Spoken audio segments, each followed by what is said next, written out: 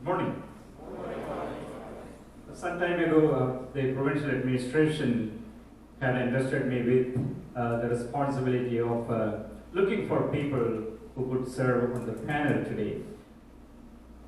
And after a short research, and after getting so many strong recommendations from many people, we have three wonderful distinguished people with us. Their names are already mentioned. And I personally would like to thank them for accepting the invitation to serve on the panel. And it is my task and my responsibility and privilege to introduce them to you, to the assembly this morning. Allow me to start with Ms. Rhonda Grunwald, a native of Texas, and she's a convert to Catholicism. She started to work in the field of vocations at St. Cecilia Catholic Church in Houston, Texas.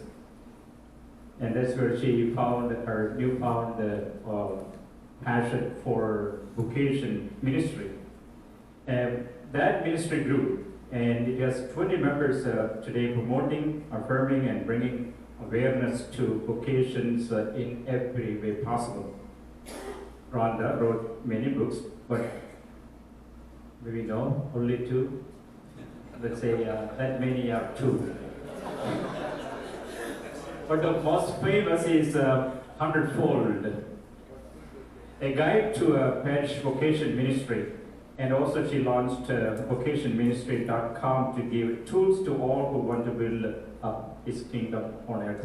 Well, last two weekends ago, I was in San Diego, and at that parish, on the bulletin board, is a flyer with your nice photo on it, that she's going to be there on the first weekend of November, and then also going to be in Los Angeles, doing a workshop for a day of workshop, encouraging, supporting, and promoting vocations. And so she's a very well-known, popular person, and we are very privileged and happy to have you with us. Thank you. Secondly, you want to stand up and show yourself to everybody? Thank you. Secondly, we say God works in different ways, sometimes strange. But it was a beautiful occasion where I first met Father Adam McDonald.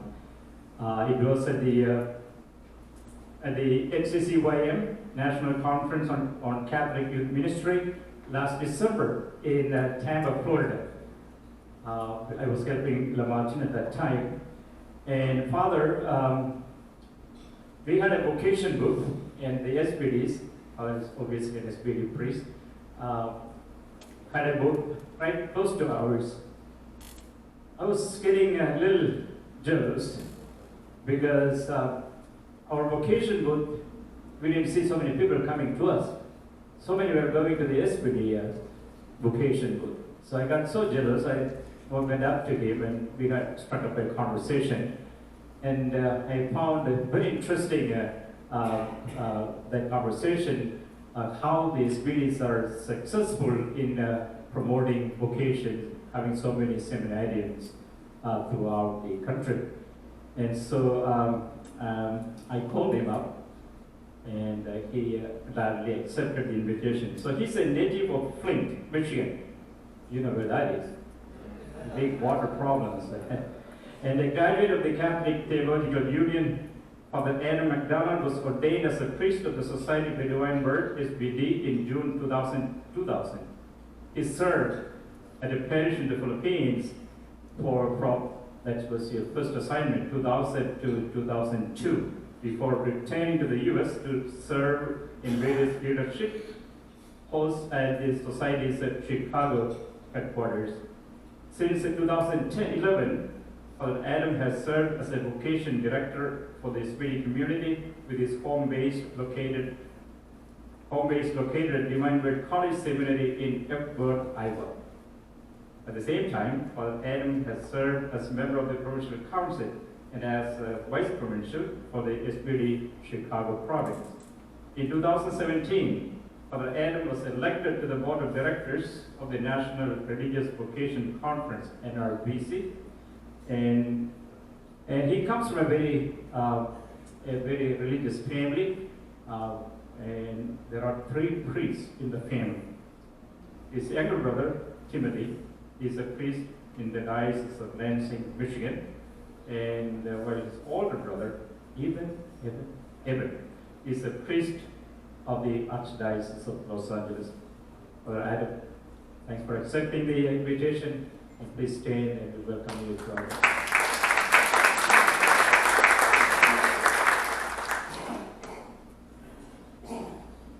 Again, God works in different ways. Father Jorge was recommended to me by some people, and so I called the vocation office of Orlando for a few times. Got no response. So after a long time, I get a call from the vocation office. I think by the secretary.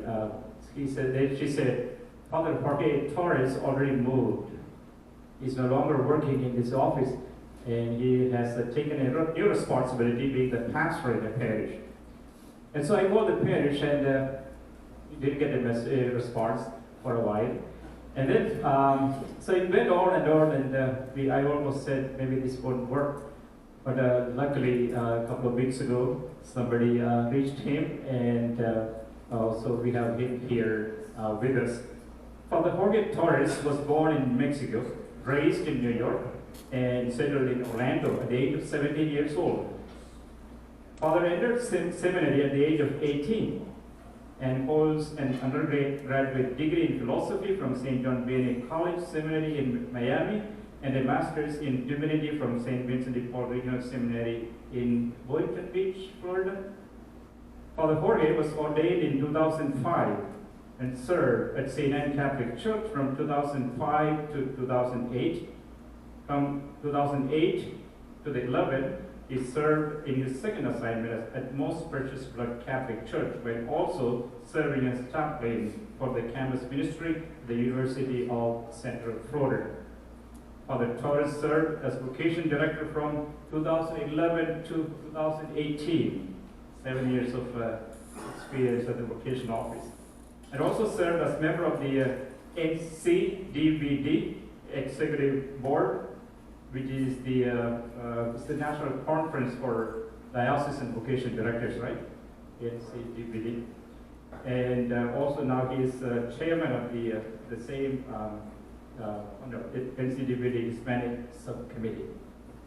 In 2018, Bishop Noonan appointed Father Jorge as pastor of Holy Redeemer Catholic Church and director of seminarians. So he's holding a big hat in the diocese. And so Father Torres, please stand as we welcome you.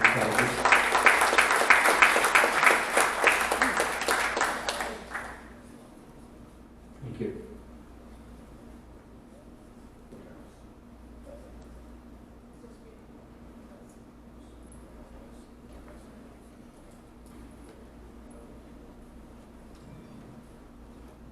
Good morning, everyone. Did you have a good night's sleep? Yes. Well, I hope that all the data that I shared last night didn't take you to sleep away, no? Okay. So we're going to have an exciting conversation this morning. And again, my approach is the big picture. Let's map things out, demographic trends, some of the structural changes that are taking place in the church in the United States of America, where Latinos, Latinas fit in that particular process, and what are what's the context that we need to be aware in order to foster vocations, within this particular community, and also inviting Latinos to consider particularly the charism of the La Salette missionaries. So now, before we go into the nitty-gritty of vocations at the parish level, how this is being done in other communities, some examples, some practical examples I see right here, one of the titles, forming a vocation-friendly parish and so forth. So what we're going to do is, let's try to unpack a little bit of what we did last night. And the first step in order to do that is, everybody's going to turn to your tables, okay? So write on your tables in your groups, one thing that's stayed with you from last night, you know, that got you going about vocations in the Latino community, in the Hispanic community. Just name that one thing at your table. So let's try to do some recap. You got 5 minutes to do that. Go ahead. By the tables, I heard some of you were focusing on the challenges that we heard last night, whether it's the challenge of culture, whether it's the challenge of understanding who Latinos, Latinas are, the challenge of resources. Some of you were considering the resources. Some of you, at your tables were discussing also the capacity, the ability that you have right now, as a community, and with the ministries that you have in your shrines and your parishes and so forth, in order to meet the needs and accompany a complex community, like the Latino community as we described it last night. Now, definitely the challenges are there, and we're not gonna try to cover our eyes and simply ignore them. But on the other hand, and I think that that's the goal of this morning's dialogue, is let's also look at the bright side of this, What are the hopes that we encountered at this particular moment? What are the hopes that you have as a religious order, as a congregation, as a group of missionaries? And how do we, as a church, take advantage of this moment of grace? In 1995, the bishops of the United States of America wrote a brief document on evangelization and Hispanics, and they used the following sentence: Hispanics in the United States of America are a blessing to the church. Yet, it is a blessing that must be engaged. Okay?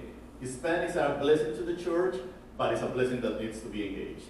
Now, we can say the same thing about Asian Catholics, Black Catholics, Native American Catholics, white Euro-American Catholics, immigrant Catholics, and so forth. Every group that arrives in the United States of America offers an opportunity for us to rebuild the church, rebuild our communities, and also for newer and fresher ministries. So as much as the data that we shared last night and the complexity of the Latino Hispanic community and the complexity of serving in a culturally diverse church may back us down a little bit, we need to start looking also at the bright side. What are the opportunities? What do we need to do, and how do we move forward? I was looking this morning at a report from the Center for Applied Research in the Apostolate, which, Kara, located at Georgetown University. Every year, they survey the classes, the ordination classes, from the previous year. So they look at the priests who were recently ordained. And what is fascinating, I was looking at this, is that there are 3 pieces of data that I want to share with you this morning, and then we'll move on to our panel.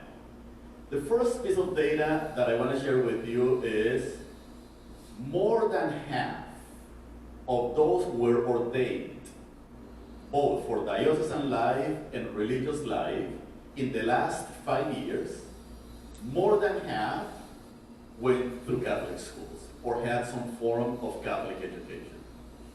So still, Catholic education, whether it's the formal, elementary, secondary, college level Catholic education, has a major effect in the process of vocational discernment.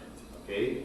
And why do I say this? Because this is a message actually that I share regularly with leaders in vocational ministry at the diocesan religious level, you know, and leaders in the Hispanic community. We cannot and should not underestimate the contributions and the power of Catholic education at this in this moment of history. So it is an opportunity for us. So more than half. The second piece that we need to keep in mind is in the 1990s, since the 1990s until the early part of the 2010s, the number of non-white, non-Euro-American priests actually was increasing, except that last year, for the first time, we see a major shift. You know, the number began to decrease. So there is something that is happening right now. Seminaries, more Euro-American, or more seminarians, and more of those who are being ordained are Euro-American, white, English speaking.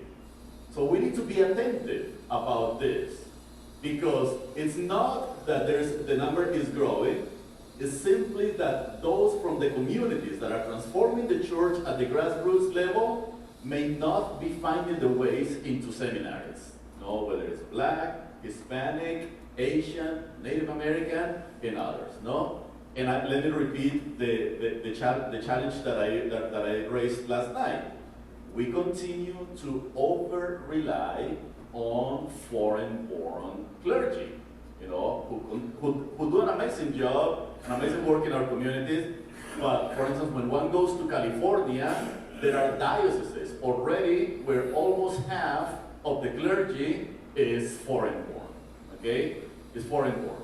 However, we got, in the United States of America, 70 to 80 million Roman Catholics, you know, and we got very young populations among the Latino community, among the Latino community. Asian community is also very young. The average age of Asians in the United States of America is 32. Average age of Hispanics, 29. No? So we got these two powerhouses in our society and in our church that need to be engaged at some point.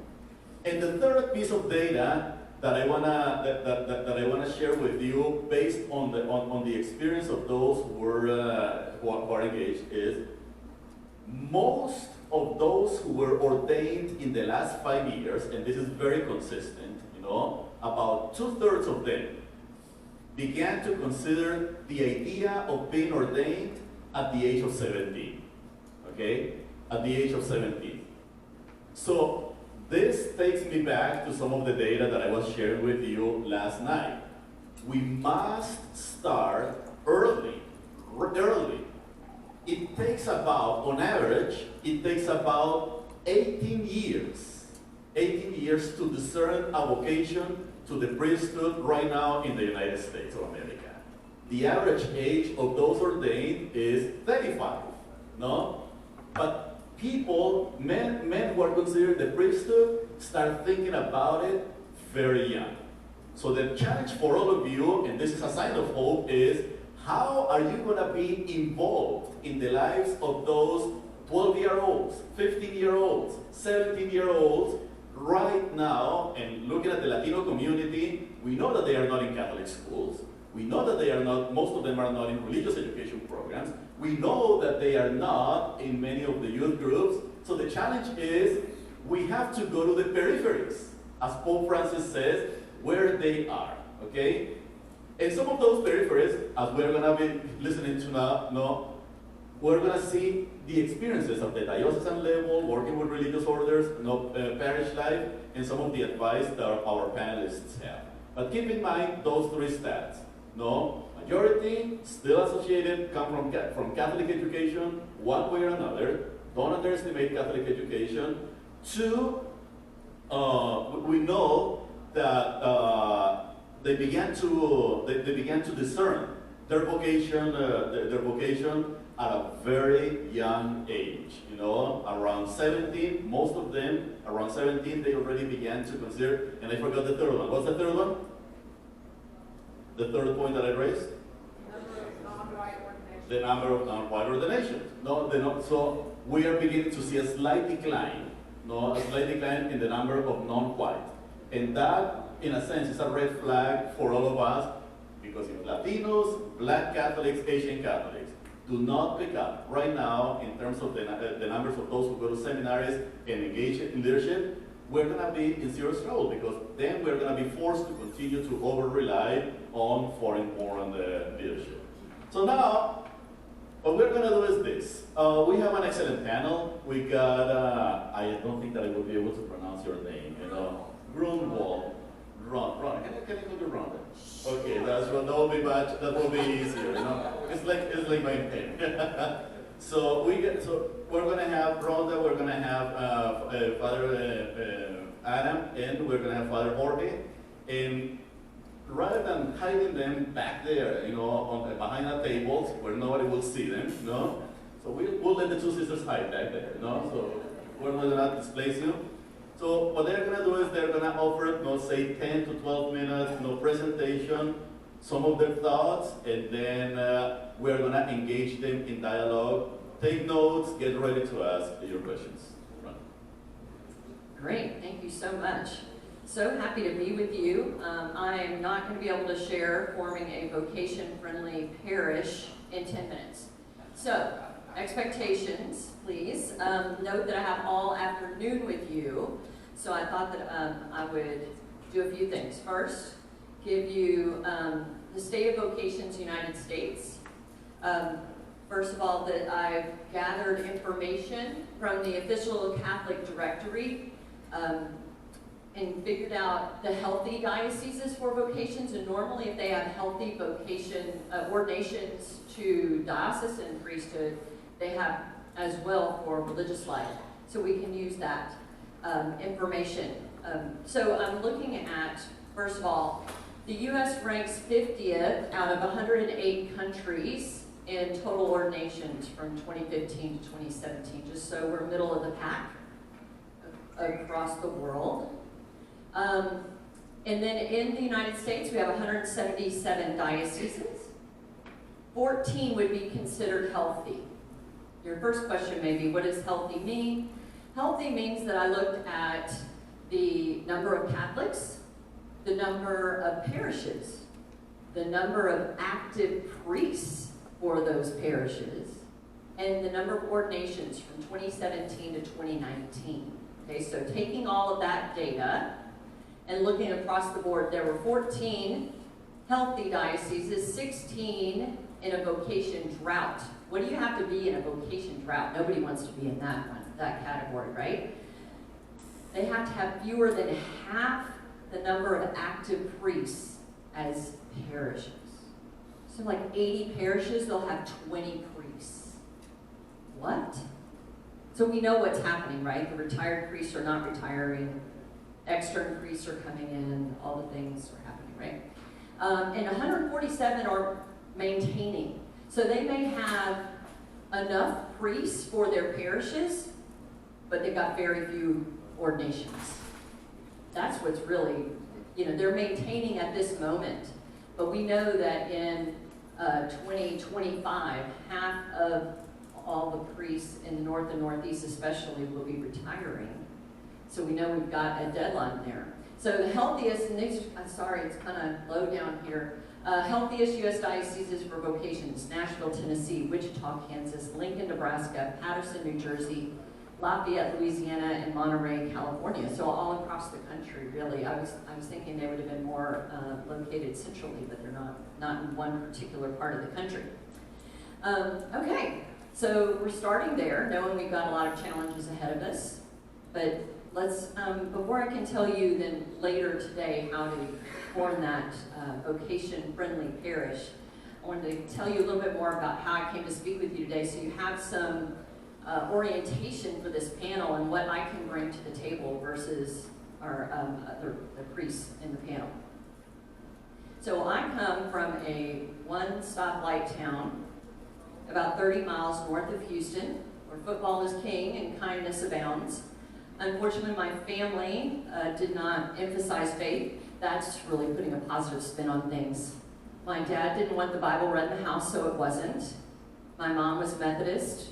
We went to church a handful of times. I had no connection to God or Jesus. I graduated from the University of Texas in Austin, then started teaching English and coaching speech and debate at a large public high school for 6 wonderful, busy years. And it was in that time of life that I decided to go to church and be baptized when I was 25 years of age into the Methodist Church. A year later, I met my husband now of 22 years, who was just Catholic enough to say, I can't get married over there. So we get married and find a parish home, and I go through RCIA. Now I'm pregnant with our daughter, Abby. But instead of coming into the church at the Easter Vigil, I gave birth that night. Bonus. Not at church, though. Okay, praise God. So here's everybody, just so you have some context. Abby's 20, Gabriel 17. And then David, of course, the whole reason I have my Catholic faith.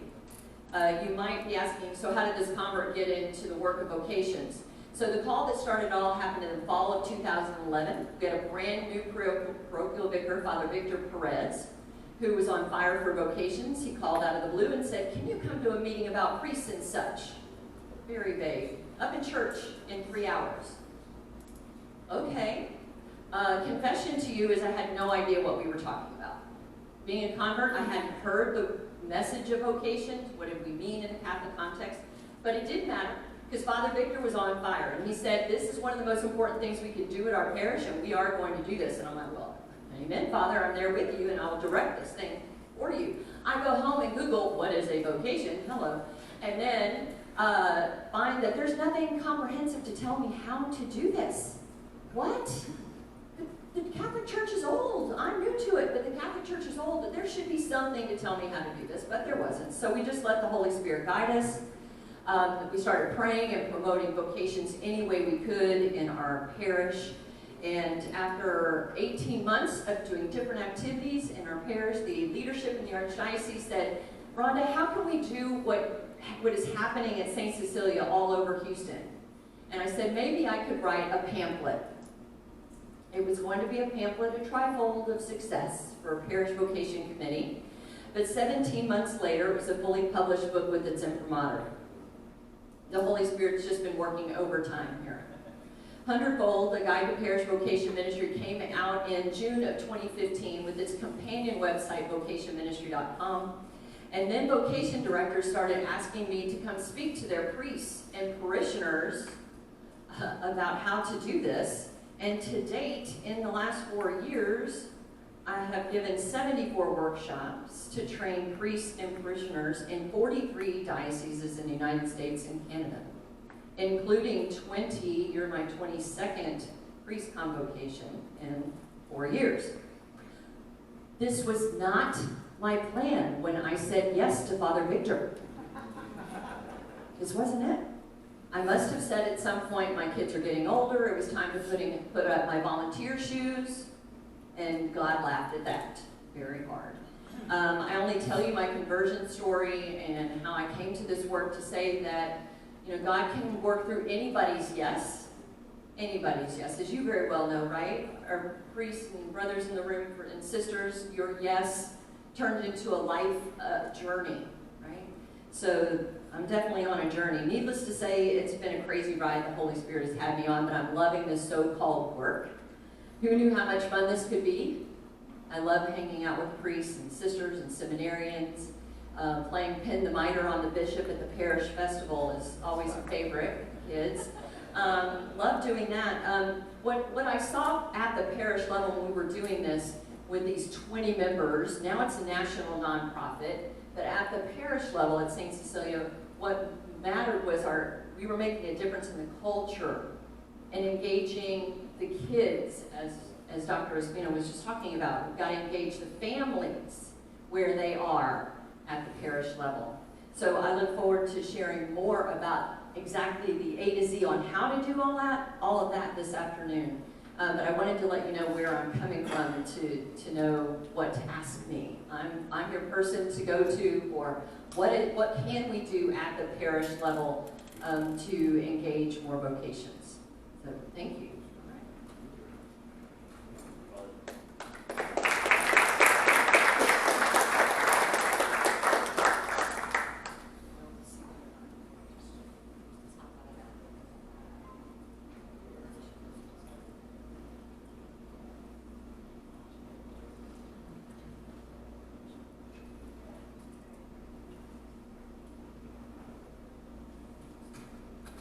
Good morning. It's very nice to be here with you, and I apologize I wasn't here for last night's talk. I was traveling from my no traffic light town in eastern Iowa. We have a two-way stop in the center of town. I grew up in Michigan, but now live in Epworth, Iowa, in the Archdiocese of Dubuque. So if you've been to eastern Iowa, you know that we usually drive to Chicago, to O'Hare Airport to fly anywhere. And so it was about a 3.5-hour drive, and then a flight here, and I apologize again for being a little bit late, but very happy to be here. As a vocation director, the last 8 years, I've been accused of being a vacation director. Because whenever I talk to young people, they say, "Father, you're a vacation director, you go all around the country. Tell us more about that." So, ooh, I got a captive audience, right? So it is true, as a vocation director in my Divine Word Missionary Community, we are 5 full-time vocation directors, 4 priests, 1 brother. We have a full-time lay coordinator of vocations for the 3 U.S. provinces, and a full-time lay secretary as well. So we have a very substantial commitment of resources and personnel to this effort, and we believe we see the fruit of that because of the number of people we're able to engage in conversation and accompany on their journey of discernment. So true to form, in the last few weeks I was thinking, how did I get here? I got here by way of Seattle, Vancouver, Opelousas, Louisiana, in the Diocese of Lafayette, which was just mentioned, to Memphis, to Louisville, back to Iowa, to Chicago, to Dallas, back to Chicago, to Iowa, to Chicago, to Florida. So yeah, I guess I am a vacation director, huh? Some locations are a little bit more exotic. We don't have quite that list of things to do on Wednesday afternoon in eastern Iowa that you have here, so I'm thinking I might stick around and try one of those. But certainly it is a pleasure to be here with you. So as a religious priest, as a Divine Word missionary, I have the privilege as well of serving on the national board of NRVC. We are the religious sister organization of NCDVD. So you have the National Conference of Diocesan Vocation Directors and the National Religious Vocation Conference. In NRVC, we represent all forms of religious life for men and women, from apostolic, missionary, contemplative. We have over 1,000 individual members, representing over 400 religious institutes and societies of apostolic life. So we do try to gather together the wisdom of the men and women entrusted to this ministry, lay, religious, brother, priest, sister, to try to animate vocation ministry around the country for religious life. And so I was asked to share a few reflections about how to engage one another as a religious community to have these conversations. So how do we do that? There are 2 things I'd like to share with you. The first of which is a tool we have found very helpful, which was put out by the NRVC in 2012. We had a grant from the Hilton Foundation. We're in a Hilton property here. And also the GHR Foundation, who've been very generous in supporting the work of vocations, to develop a program called Keys to the Future, Moving Forward in Hope. And basically the idea is that this is a model, an instrument, and a tool that can be used to engage one another in a province assembly, in a local community, in a meeting, a recollection, a retreat format. It can be a half day, it can be an afternoon, it can be a whole day. You can build several days of reflection around this. So it's a tool, and you can receive the entire facilitator's manual complete with handouts, with the, the script that the facilitator would use. There's a DVD that comes with it as well, so forgive the shameless commercial for our product, but we have actually used this in our SVD community. So 2 of us went to the training that was held in San Antonio, Texas back in 2012 when the program was launched. So it was sort of a train the trainers type of workshop. And then we used this tool to go around our province, and we gathered our men in local communities to use this tool to talk about the future of vocations. So of course, to talk about the future, we had to take a look in the rearview mirror. So the first step in the 4-step process on the left here is looking through the rearview mirror. So using the image of being on a journey. They developed the tool around the image that we're driving in a car, and I drive a lot, so I can relate to this totally. So first we have to kind of look back. Getting in touch with our own vocation stories. When and at what time in our life and what was happening in us that we first heard that call? Was it a phone call from or an announcement in the parish? Was it a sacrament? Was it someone telling us, have you ever thought of? Was it a loss? Was it a transition? Whatever that was, what were those things? Who were those people involved and the circumstances in our first hearing the call? So the first step is us to look through the rearview mirror and just get in touch and ground ourselves in the grace, the dignity, and the beauty of our own call. Once we've done that, on the right there, and I apologize, this is hard to see, but it is basically a handout which talks about then describing our car and our journey. So taking a look at our present reality. It invites those involved in the conversation to look at what have we been doing to invite and promote vocations? What are we doing to accompany those who are discerning and to welcome those who wish to join us? What do we need to stop doing? What might we need to start doing in order to move our journey forward? Step 3 then involves a look at understanding who are the newer members. And I have great confidence, having heard Dr. Hoffman speak as a keynote speaker for our last NRVC convocation in beautiful Buffalo, New York, last November, just before the snow fell, I believe. He gave us a very good taste, as I think you got last night, about who are those feeling called to join. Who are the ones looking through the window, knocking on the door, coming to events, or those that we want to invite to events who aren't there. And this is where the DVD that comes with the program is very helpful, because it has interviews with several younger and newer members in religious life. Not all entered as at 17 years old. As we heard, the average age for entering is a little bit later. So it's a diversity of voices culturally, but also age-wise. And it just gives a sense of sort of who are the people out there who are considering this way of life, and how do we engage them? What are their needs, concerns, hopes, fears, and challenges? And then finally, the 4th step, to use the analogy of the car, is to take our foot off the brake. Okay, we've looked at the past, we've gotten in touch with our journey, we've kind of assessed and done a tune-up to see, okay, are the brakes working? How is the oil in the engine? What have we been doing? What do we need to fix? What do we need to change? What do we need to stop and start doing? We've looked at outside the window, who are the people around us that we want to invite? Now we look boldly into the future. We take our foot off the brake and we want to accelerate by looking at what it is if we have all the resources at our disposal and all the personnel that we would need. How would we think boldly and courageously about taking next steps in vocation for our province, for our society, for our institute, for our community, for our worldwide presence, whatever is the particular group that's having the conversation? And see, sometimes it's important to start with that. If we had all the personnel needed, if we had all the resources, because we don't want to limit the boldness and the courage in our thinking. I don't know how it is in your community, but in the SVD community, we automatically start, we'll never be able to do that. We don't have the people. We don't have the money. And so then we don't even go there in terms of thinking boldly, thinking bigger. So we just kind of allow that to be there. Maybe we can't do everything, but how could we not limit the conversation by allowing ourselves to really think boldly and courageously about the future?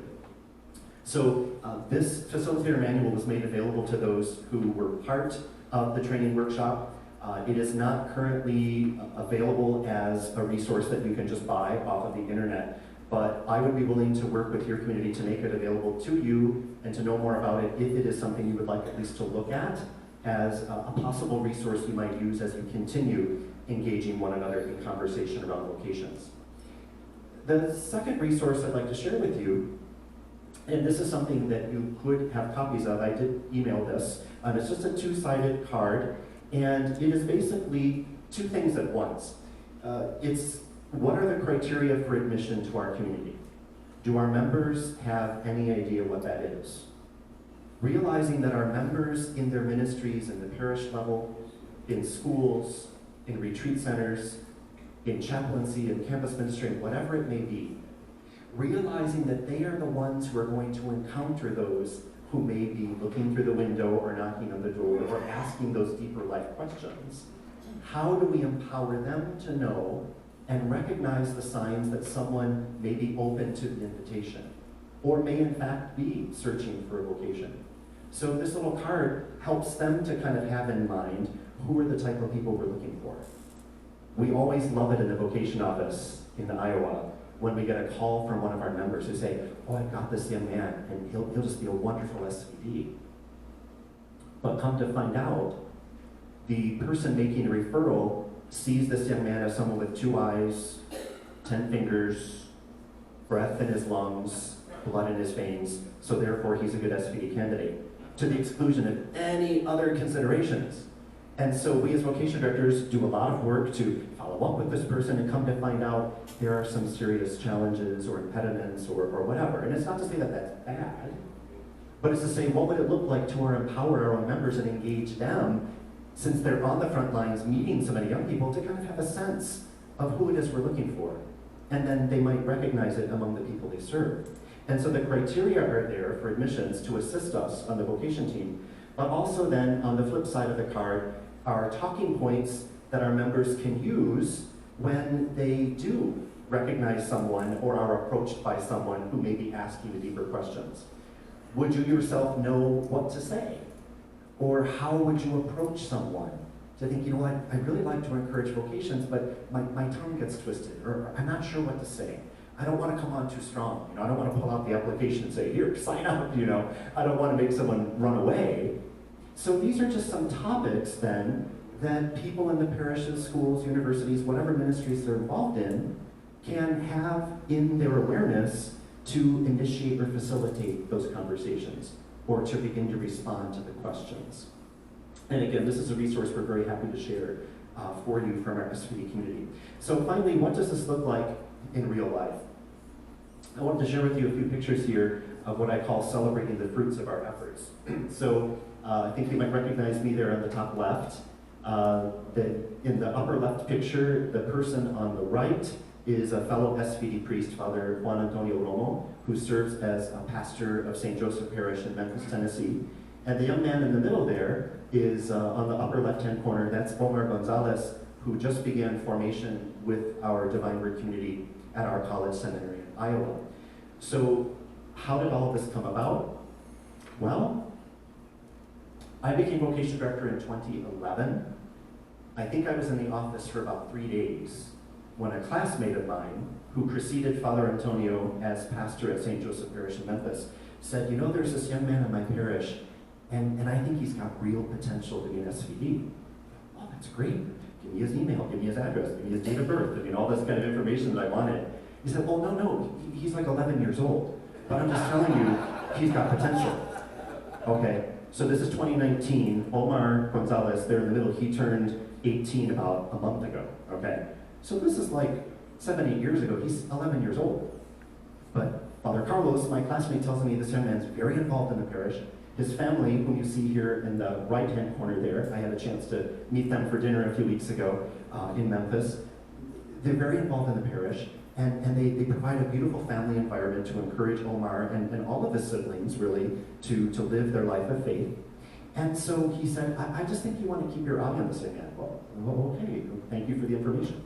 So there wasn't that much I could do at that point, except when I was going to be in Memphis to have the chance to meet the family and at least, you know, put a face with the name. Father Adam is the vocation director, you know, later on when you really begin to get into high school and things like that, and you're seriously considering a vocation perhaps, that would be a good time to engage. So long story short, the years go by, Father Carlos transitions to another ministry, Father Antonio comes into the parish, I'm still the vocation director, and Father Antonio says, you know, there's this young man in my parish, and I think he has real potential, and I think he could be a good SVD. And I said, do you mean Omar Gonzalez? How did you know that? I've been hearing about this young man since he was 11 years old. So where we're going with this is to say that through the mentorship of the SVD men who served in the parish, and not to mention that the bishop of the time happened to be an SVD, Bishop Terry Steib, was the bishop that ended up confirming Omar in the faith. Omar began to see this as, I see your men in action, the ministry that they do for me and my family. And he was attracted to consider to join us. So through Father Carlos and Father Antonio, the mentoring that happened, the accompaniment of Omar on his journey, we went through about a 2-year process of me getting to know Omar and his family. He made 2 come-and-see visits to our community after my several visits to his home in Memphis. And again, this picture on the right was taken about 3 weeks ago when I was passing through Memphis and went with Father Antonio to continue to accompany Omar's family, to meet with them and encourage them and let them know how their son is doing, and that we're so grateful to them for sharing their son with us. And of course, we did a video call to Omar, who had no idea I was in his house eating his food, and he was very jealous and homesick that I was there. But it's just a beautiful way that when we work together and we partner with one another, that we can really do a lot to encourage and invite very good, holy, qualified men to join us. So please pray for Omar as he begins his first year in college formation, has a number of years to go, God willing, but he's just been a wonderful, wonderful gift to our community so far. So thank you very much.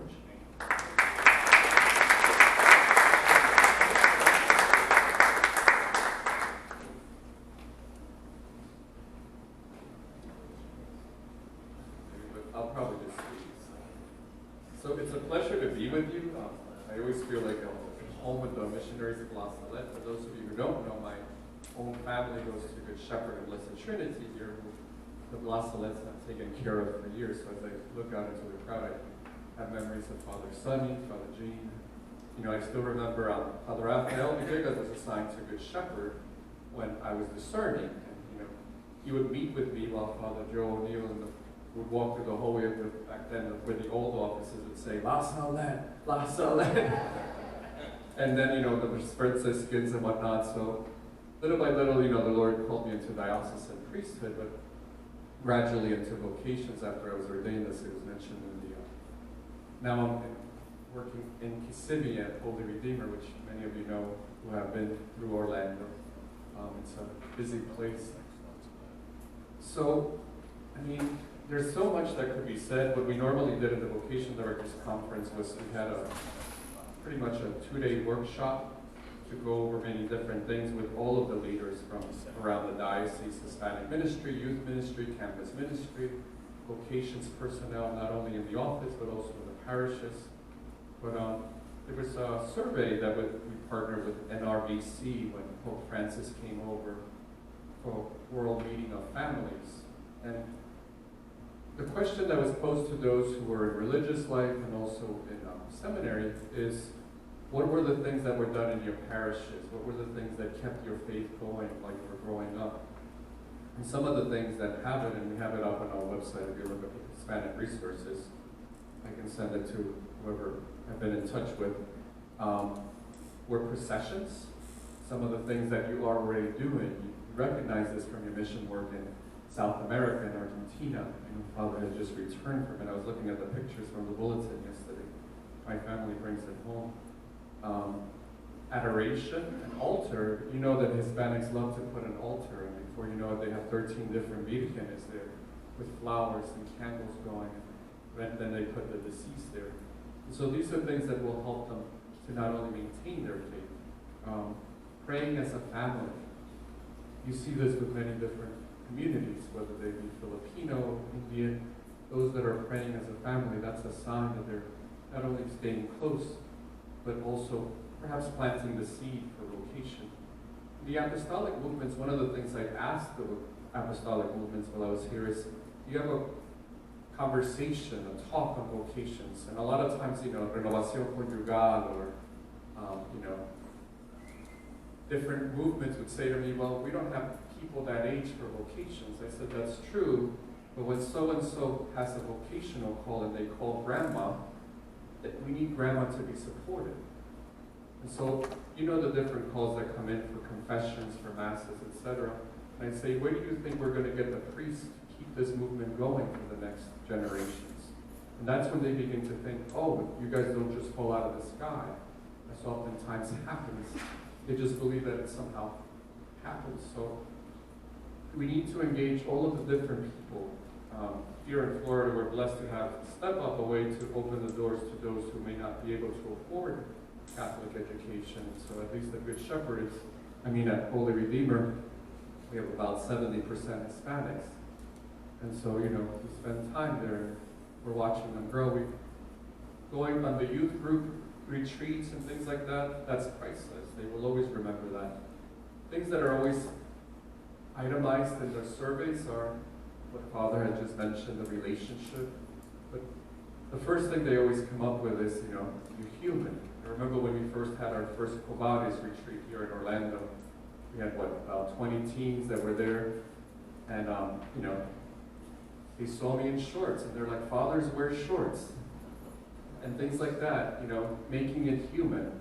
Father gets tired. Father wants to go to sleep at 11:30 at night. So all of these different things that to me were surprising because, growing up in seminary, this is just normal. You learn about humanity. But they had not seen it. And so they need to see that we are human. They need to see that we have relationships. They need to see that not only when we laugh, but also that we are willing to cry. One of the things that we would engage different dioceses, bishops, etc., is to then begin to itemize what are the situations that you're willing to work with. And so international is, its own discussion in terms of enculturation, immigration, etc. Then as we know, right now we have the situation, or throughout the whole country, it's not isolated to any one area, of people who came here undocumented. Now many of them have the opportunity to engage into work, driver's license, and education because they fall into the dreamer category, but some may not. Some may have arrived, a couple of weeks ago or some months ago. And so your community also needs to have an interior discussion as to what are you willing to do.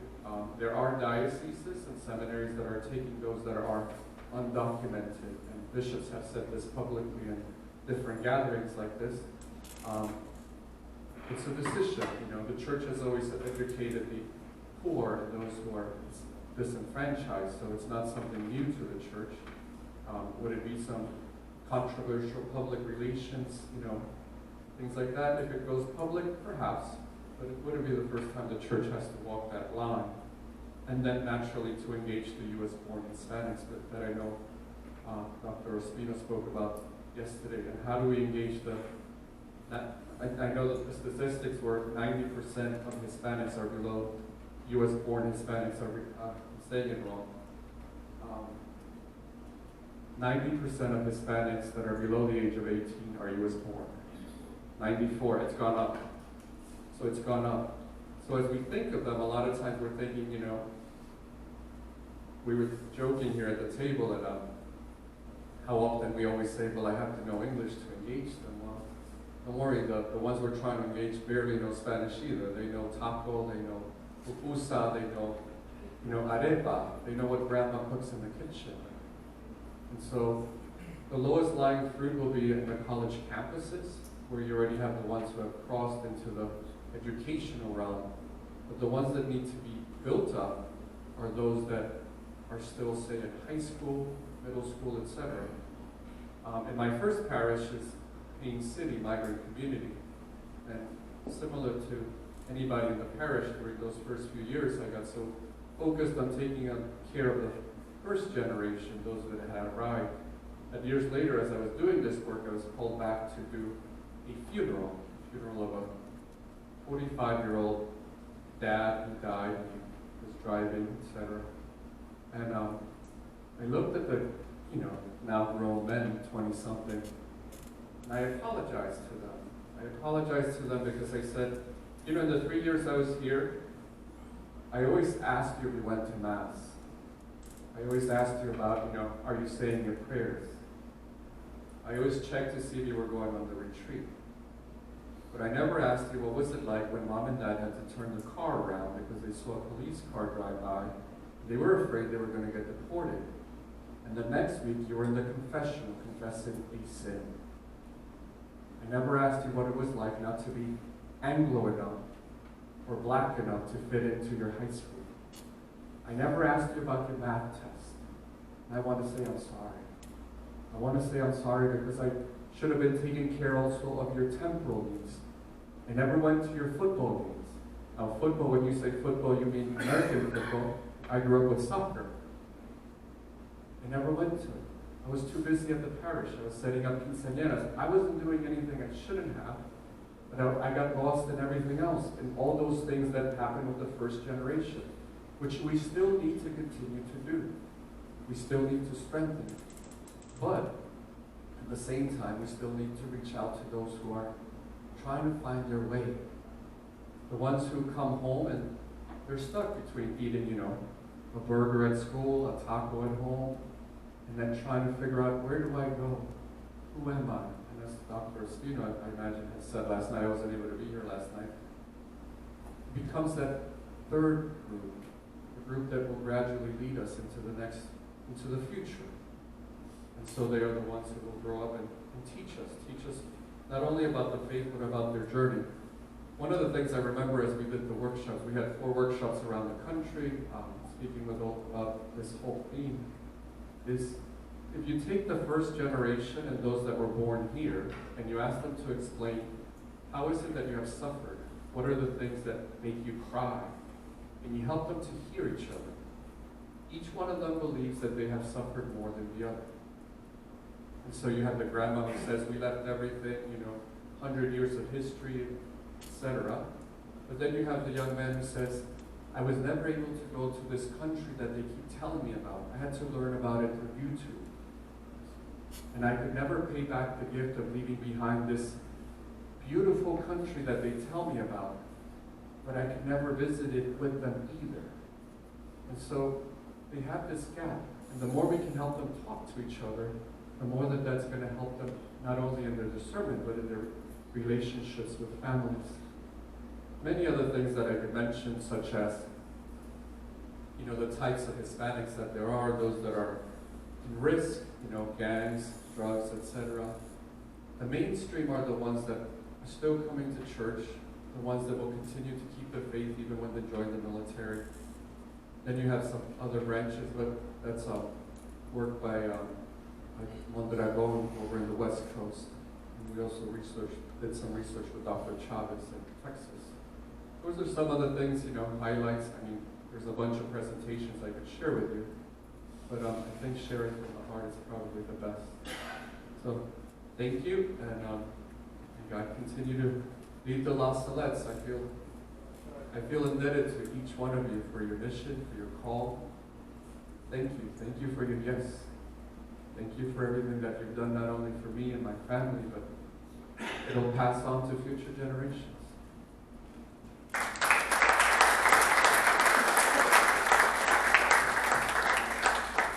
Well, thank you very much, Rhonda, Father Adam, Father Jorge.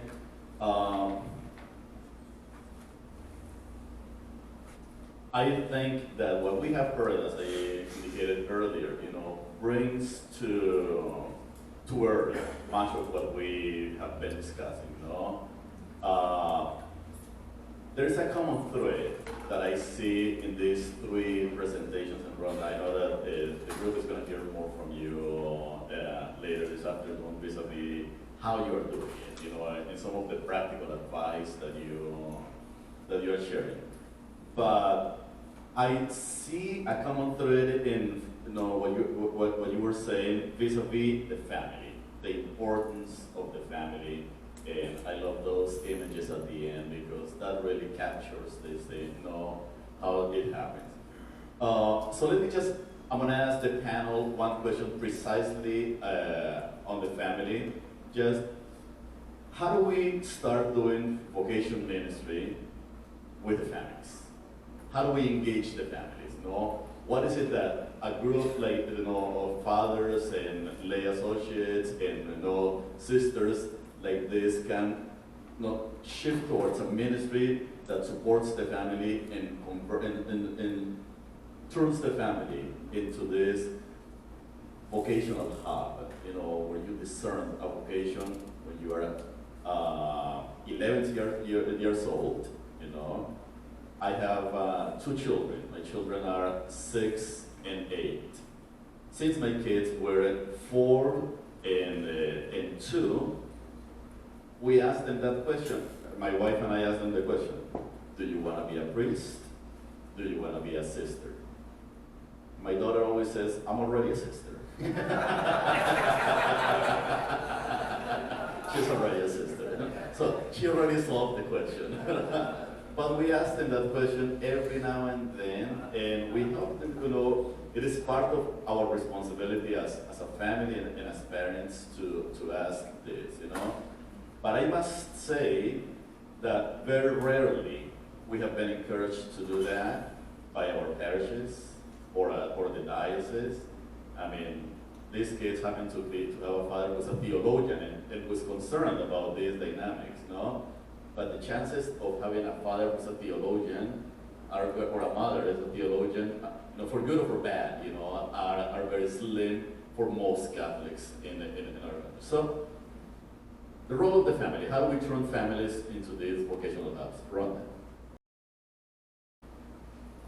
Well, I feel like that's all that I do, is I try to figure out what activities can we involve our families in. And so that's what that's how Hundredfold was born, because that's what we were doing at our parish, was trying to engage the family. And I've got lots of examples I'm going to show you later. We do that through prayer, awareness and education, youth specifically, and then affirmation. Those are our 4 different types of activities, all in the book and on the website. And each one of them has a facet of the family, and whether that's a family holy hour, or that is the traveling chalice that you probably have heard of, or the traveling crucifix, where, you know, the family comes up at the end of Mass and has something to take home. Now, for the Hispanic community, that the chalice and the crucifix most likely won't do it. They may need an image of Our Lady of Guadalupe that travels and stays in their family for the week, and it has accompanying prayers, right? And then it comes back to go to another family the next week. I mean, I could go on, and I so will do so later. I'm just saying that is my meat and bread and butter, is all there is about how to engage the family. So there's all kinds of different activities you can do, and I encourage you to do them. And throughout the afternoon when I'm talking about them, you're not going to do everything. You're going to pick and choose what works best in your parish, in your situation. Because most of your parishes aren't ready to even hear any of this. If you go back to your parish and start saying, we need your sons tomorrow, what's going to happen? They're going to start running for the hills. They're not ready. You got to guide them there slowly. First, they got to know they got to pray for vocations. They don't know they should be doing that. And you have to lead them in that. And honestly, if you leave here and are only concerned about the La Salettes, that's a problem. Because I promise you, all the boys in your parish are not meant to be La Salette missionaries. Yes, right? Some are supposed to be diocesan, some are supposed to be in different orders. So we need to raise all the votes. We need to help young men discern their vocation, whatever that may be, and women, their vocation, whatever that may be, so all the votes rise. Thank you. I guess I'll answer the question in 2 parts, because depending on the age of the young person inquiring with our community, we either have sort of a built-in natural way of working with the family, or it can be more challenging. So, not to sound too mysterious, basically, if young men discerning with us are under 18, so we run a college seminary, so we are actively in conversation with men from about 16, 17, 18, who are in their junior and senior years of high school, looking to the possibility of doing college studies at the same time they were in our spiritual formation program. So with all the policies on the protection of children and young people, it necessitates that we are meeting with these young people in the context of their family life. So it's a natural flow for us then, for the vocation directors, to begin very early in the engagement with the family. We insist on visiting young men where they live, in their home environment. We do not invite a single man to visit our Divine Word community that we have not yet met first on their home turf, as it were. So that is kind of a natural way for us, just based on policy and procedure, taking advantage in a very good way of those policies to say it provides a wonderful opportunity for us to engage the family early on. That has led to questions then, what happens when a young man at that age decides he wants to come and visit the seminary? We have parents who want to accompany their young man, their son. And this created some concern. There's this notion of the sort of the helicopter parent. Some people in the community were afraid that the young man would not really have the chance to ask his questions or tell his story because the parents would sort of micromanage. We have had some limited opportunities to have parents accompany their sons, and it was very clear of the times they were to engage with us in conversation and celebrating liturgies with us and meals and meeting with financial aid and things like that, but also times where they were invited to tour the wider area while the young man was engaged with the full come and see experience. And it's worked out very well. And it's actually helped support the parents because then they know where their son is going. One of the most beautiful things that came out of that picture of me having dinner with Omar's family was they said, "Father, we drove Omar to the seminary to drop him off back in August, and here it is October, so it's only been a couple months and we miss him a lot. But we're so grateful that you opened the doors of the seminary and you let us stay there." They came for like 2 days, and Father Antonio accompanied them as well. And they said, now when Omar tells us he's going to class, we know where that is. When he tells us he's going to pray, we have an idea. We know the people he's living with. We know he's going to be okay because we see him have friends. We ate the food that he eats. We know he's not going to die of hunger.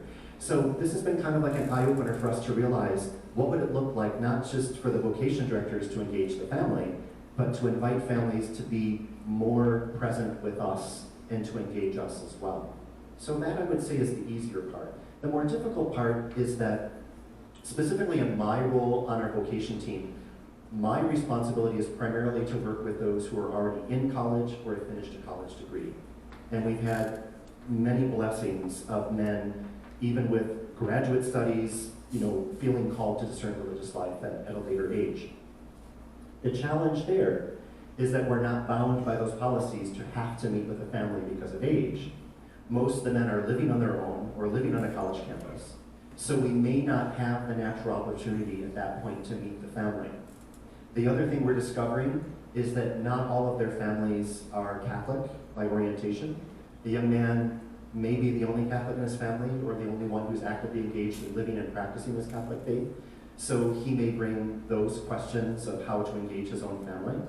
So that one is a little bit more tricky. In those cases, we don't often meet the family until later on in the process.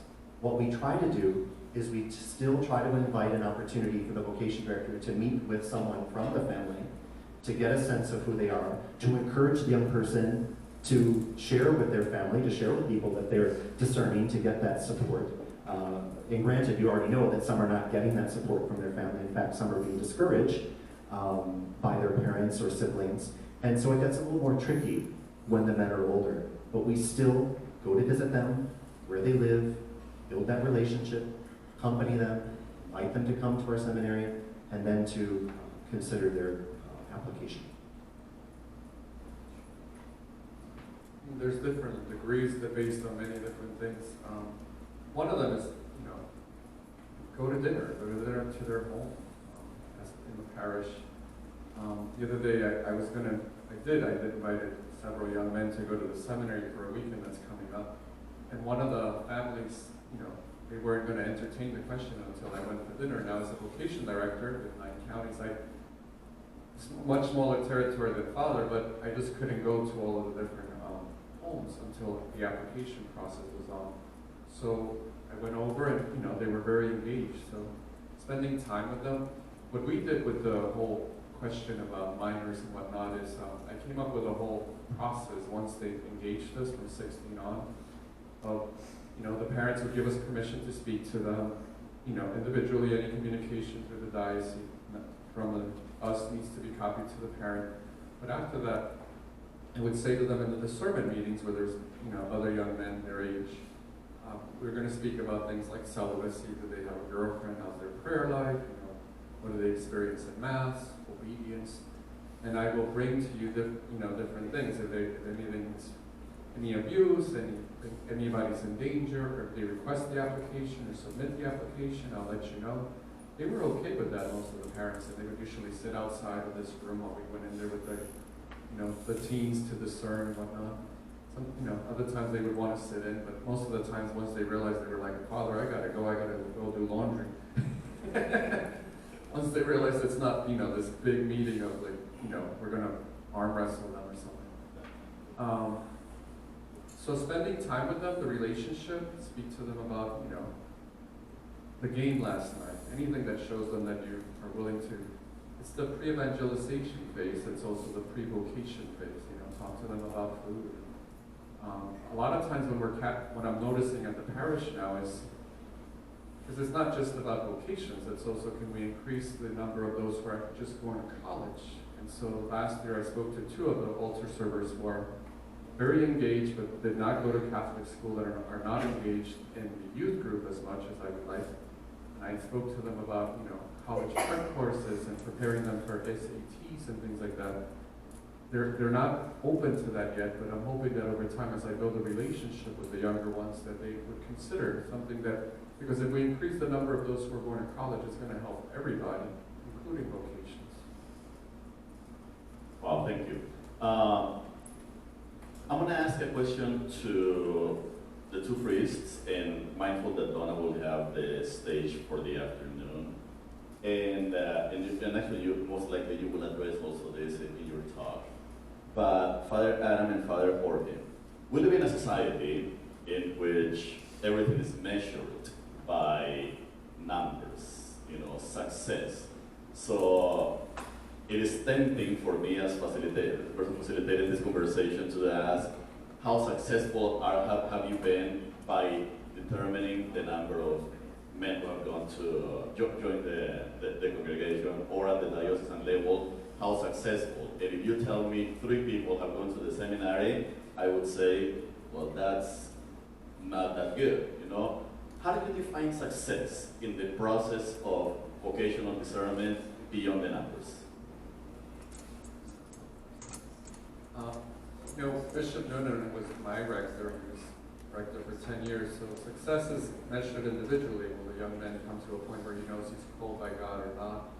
And, to serve God afterwards.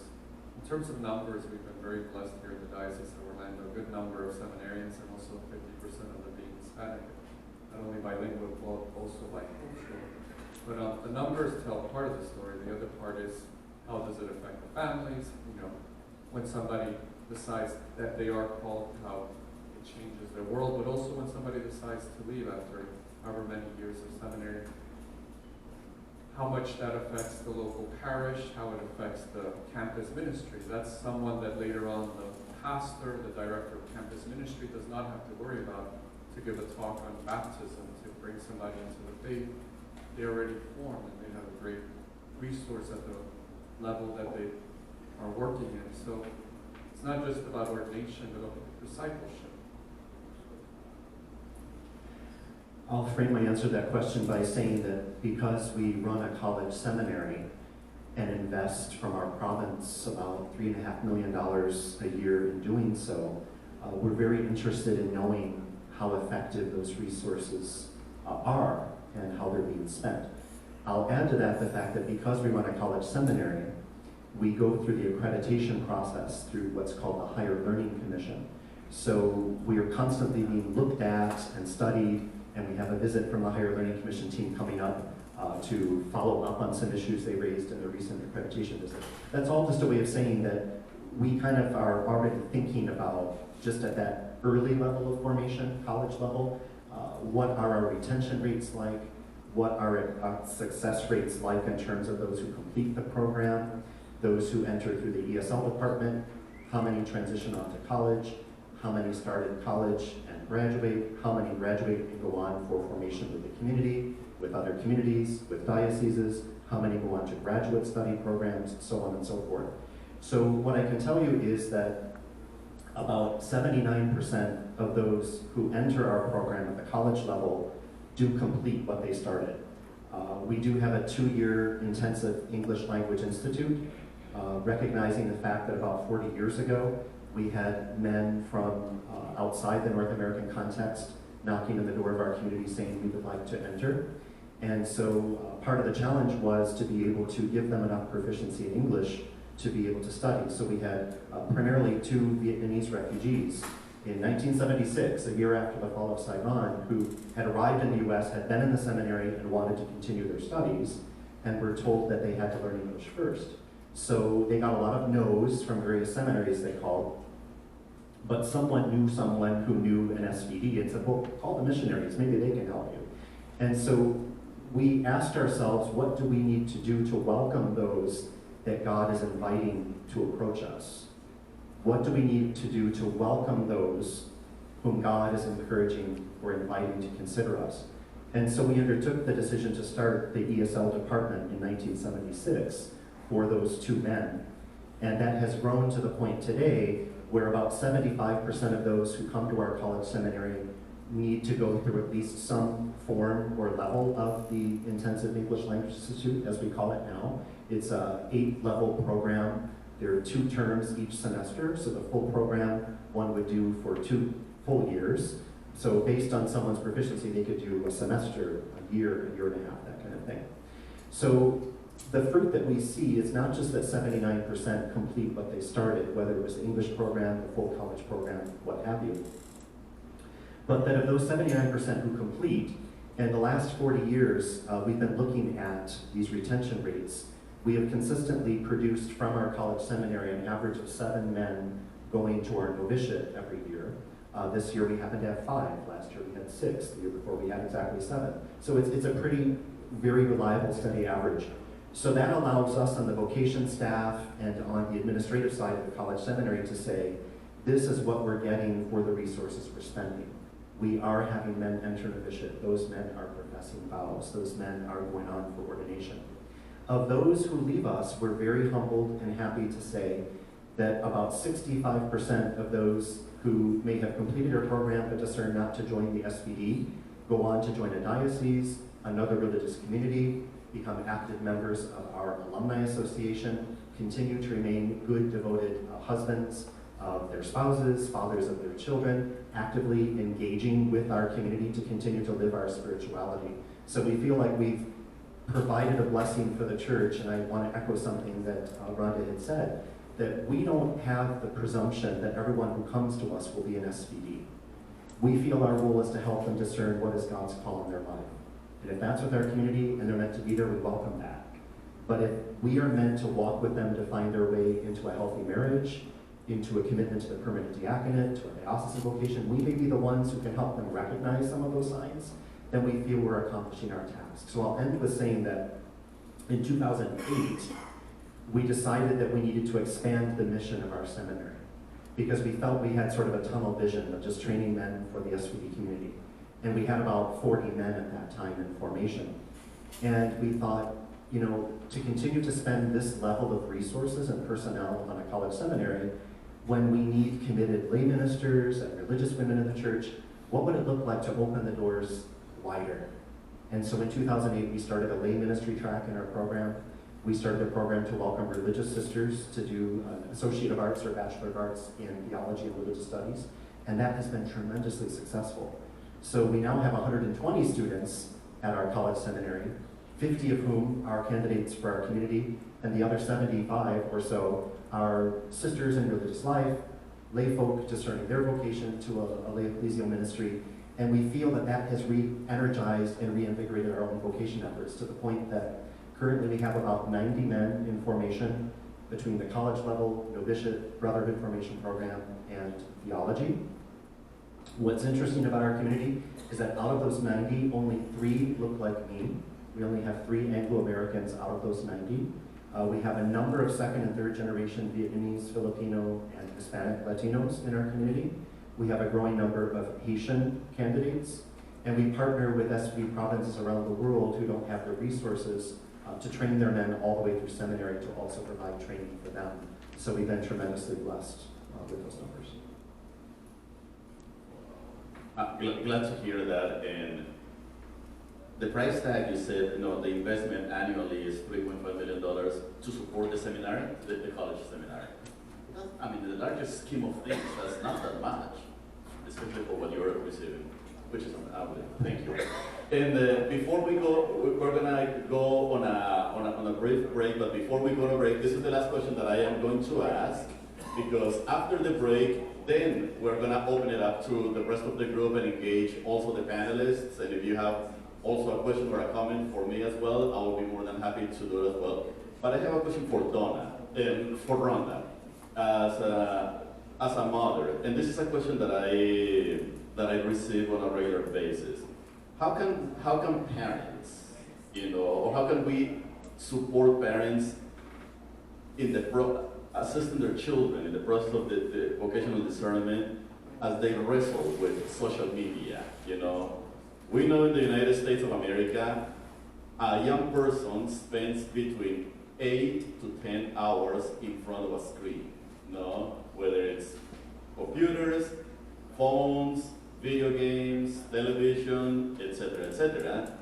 Latinos spend between 10 and 12 hours in front of the screen, more time than the average young person. So social media, screens, computer, distract us. How do we accompany parents and out of your own experience as a mother too? So we have to give our parishioners opportunities for silence. They just don't have that. We're hearing, especially the children, right? And parents are looking for help. Parents are looking for help because all we're doing is saying no all day. We're saying, no, put it away, no, put it away, no, put it away. And trying to come up with because we weren't meant to raise kids without help. That's what we've come to in society. I was a stay-at-home mom for a long time, 12 years. Parents weren't anywhere near, husband's family in Michigan, I'm in Texas. It's you either had a neighbor, who knows their neighbors anymore in a big city? That doesn't happen as much.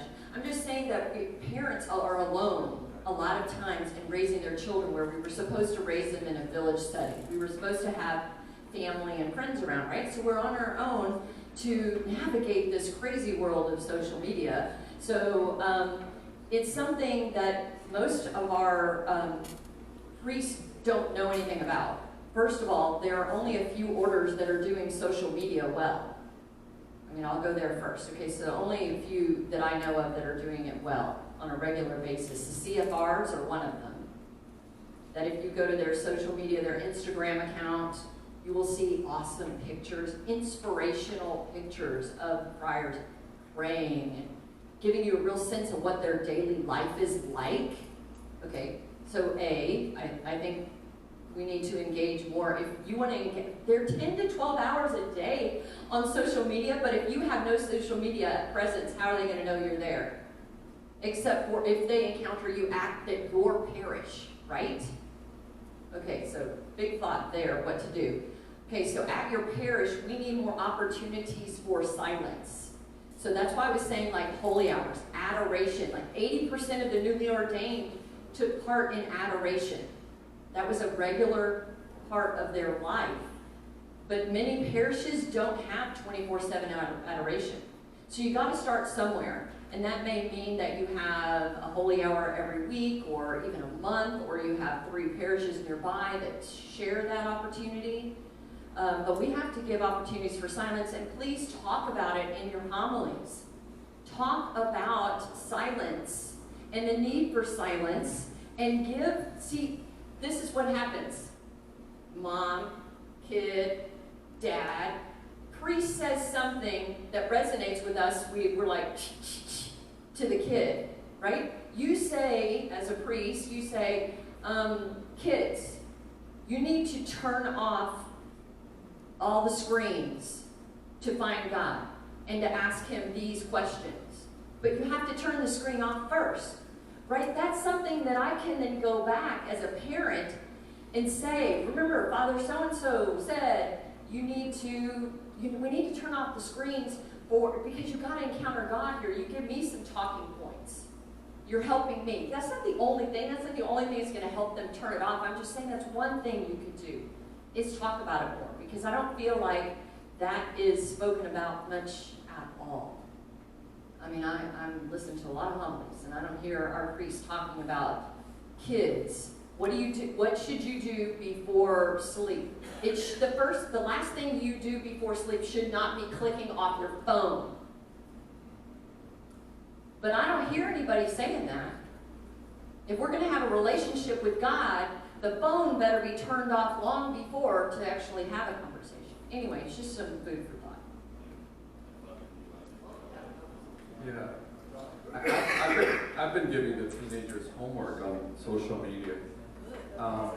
So it's one of those, you get these teenagers standing in the line with their parents, and you can tell they don't want to go to faith formation because, they feel it's another thing to do. So I've been asking them to look up Eucharistic miracles online, and then we engage it. And I've had several teenagers decide to go to faith formation to receive their first Holy Communion that way. These are the teens. So a lot of times I think, it's also how we engage it. If that's how many hours we're spending, because it's not just, all of us, before they make a call to any vocation office, they've done research on 20 hours online. So that's one thing that, we could also ask them to do. Look up some videos, on YouTube about the priesthood and discuss them over dinner. Put it up on your WhatsApp as your family and engage them so that you also begin to see, there's certainly other things to do with social media and whatnot. There's filters that will give you flags as to when the child is seeing or somebody messages them that you don't know. There's all sorts of things, but it depends on the level of engagement between the parents, the kids, social media, and how much mentoring they have. So a lot of opportunities. Well, thank you very much. So we're gonna, Elizabeth is gonna give us some instructions. We're gonna go on a break. Okay, so we left off with my children and my crazy story of how I got here, and now we are going to continue on and march through that the guiding scripture for everything that has happened with the book and the website and everything I do is Mark 4:8. Some seed fell on rich soil and produced fruit yielding 30, 60, and 100-fold. So basically, we need to get the soil ready at wherever we are. How about that? Whether you're a parish, shrine, wherever you are, we need to get the soil ready so the Holy Spirit can easily plant those seeds, right? Okay, because right now, we don't have as fertile ground as we should for vocations, specifically is what we're talking about. So we are just the gardener. We're just the gardener. So imagine, if you will, your own parish or wherever you are, about if this family came on any given Sunday, would they know your parish is serious about promoting vocations? What do I mean by that?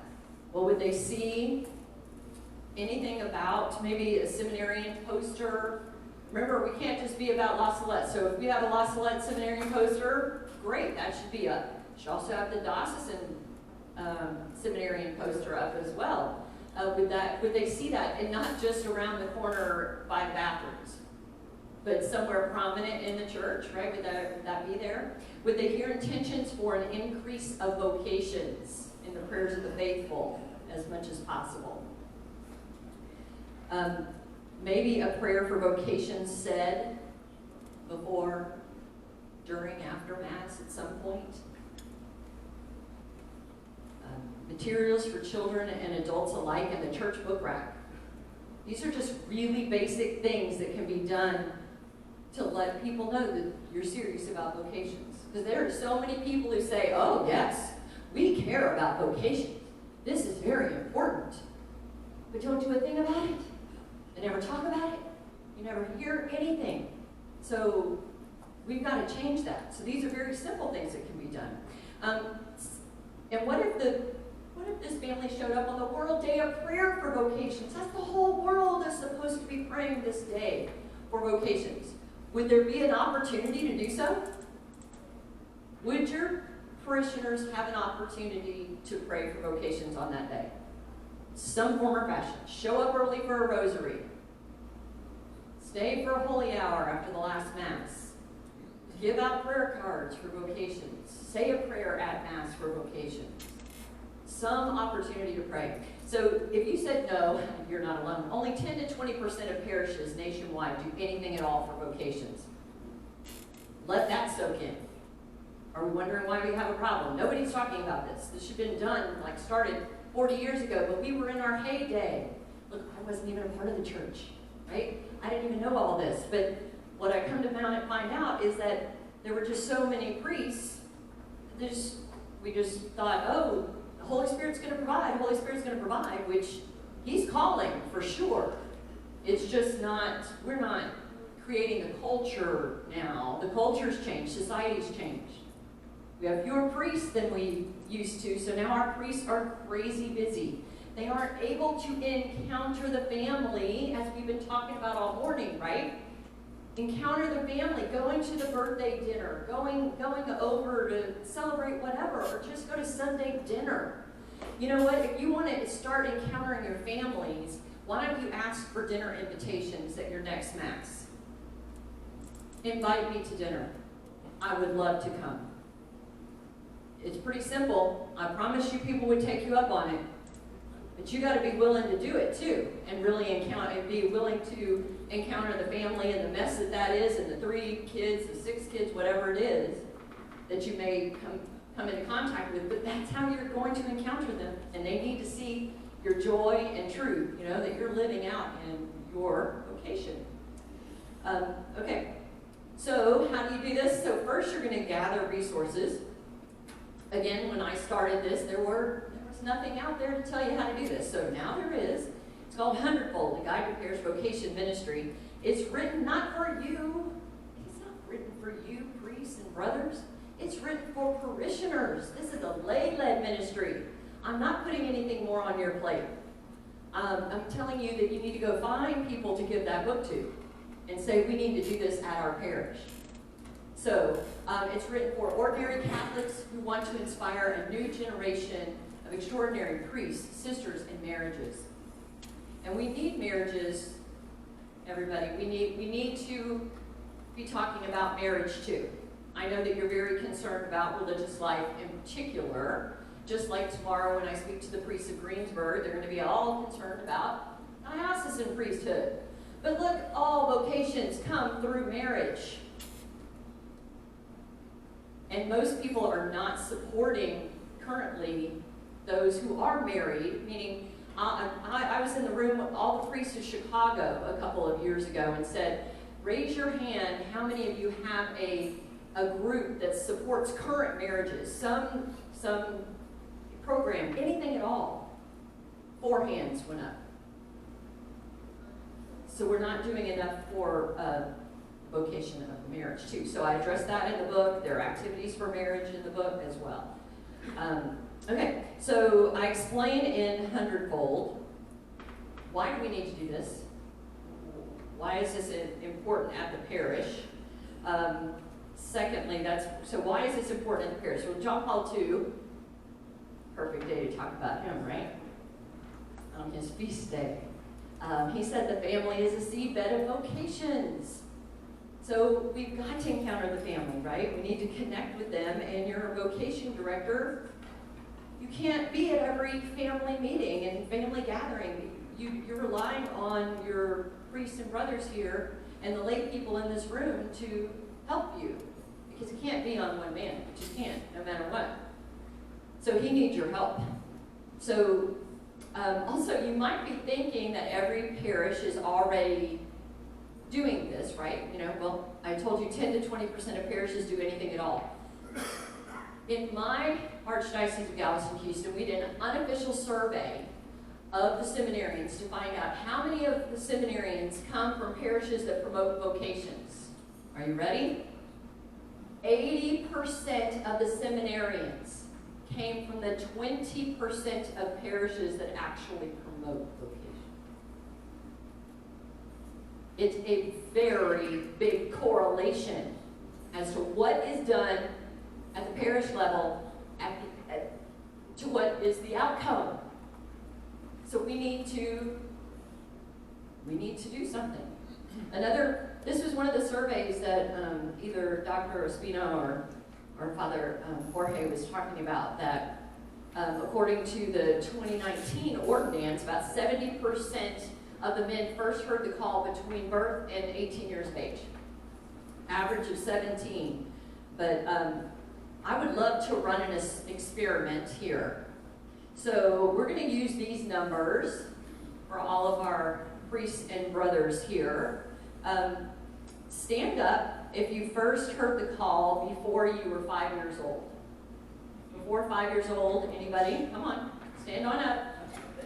Okay, thank you very much. Thank you. Okay, perfect. All right, how about 6 to 13? 6 to 13, we should have more, right? We should have a big chunk, right? Yes, 6 to 13, perfect, thank you. 18 to 21, 18 to 21. This should be fewer, but still a good number. And then 22 or older. 22 or older. I think you're representing still this is the same representation across the board. So think how many of you stood up saying you first heard the call before 18 years of age, when you were still active at your parish. So it's so important for us to do something there. And I am so sick, I'm tired of hearing, kids are too young to hear that message. Let's just wait till they go to college and get to the Newman Center. Well, we know that 80% of the kids stop practicing their faith when they leave home, so that's not a viable option. It needs to be age appropriate, but it can be done. So we need a group at every parish focused on creating that environment, right? So the Holy Spirit can easily get to the kids and the adults and challenge everybody. If we challenge everybody in the parish to constantly ask God, what is His will in your life? Say, ask God, what does He want from you? If that were really happening, then we wouldn't need this talk. We would have, our seminaries would be full. Our religious houses would be full. Marriages would be holier if on a daily basis people lived out that, they asked God, what is your will in my life, and did it, right? So that's the challenge we need to focus on now. So the next 4 chapters are focused on the 67 activities that can help you create that culture of vocations. And all the activities are categorized: prayer, awareness and education, youth, or affirmation. And we need to do some of each of these on a regular basis. We can't just stay in one area. We need to do some of each to balance the work of the ministry, right? We know we need prayer, but I promise you we need prayerful action to make a difference. We need prayer and we need action. So a few of the benefits of this book is the adaptability to any parish size or any situation. It could be a school. I'm sure you can find some things to do at the shrine. I'm hoping you do. Take some ideas back and what can you do, right? So everything in the book on the website is adaptable to your situation. I come from a middle-sized parish in Houston of 5,000 families. But it works in bigger parishes than that, and it works in smaller rural parishes, because I spend a lot of my time in that situation, honestly. I speak to diocesan-wide workshops for rural dioceses a lot, where their pastor has 3 or 4 parishes. And what they're adapting these and making it work and alternating what they do at each parish, or sometimes do something for all of them, but sometimes for each. So you just got to make it work, whatever is your situation.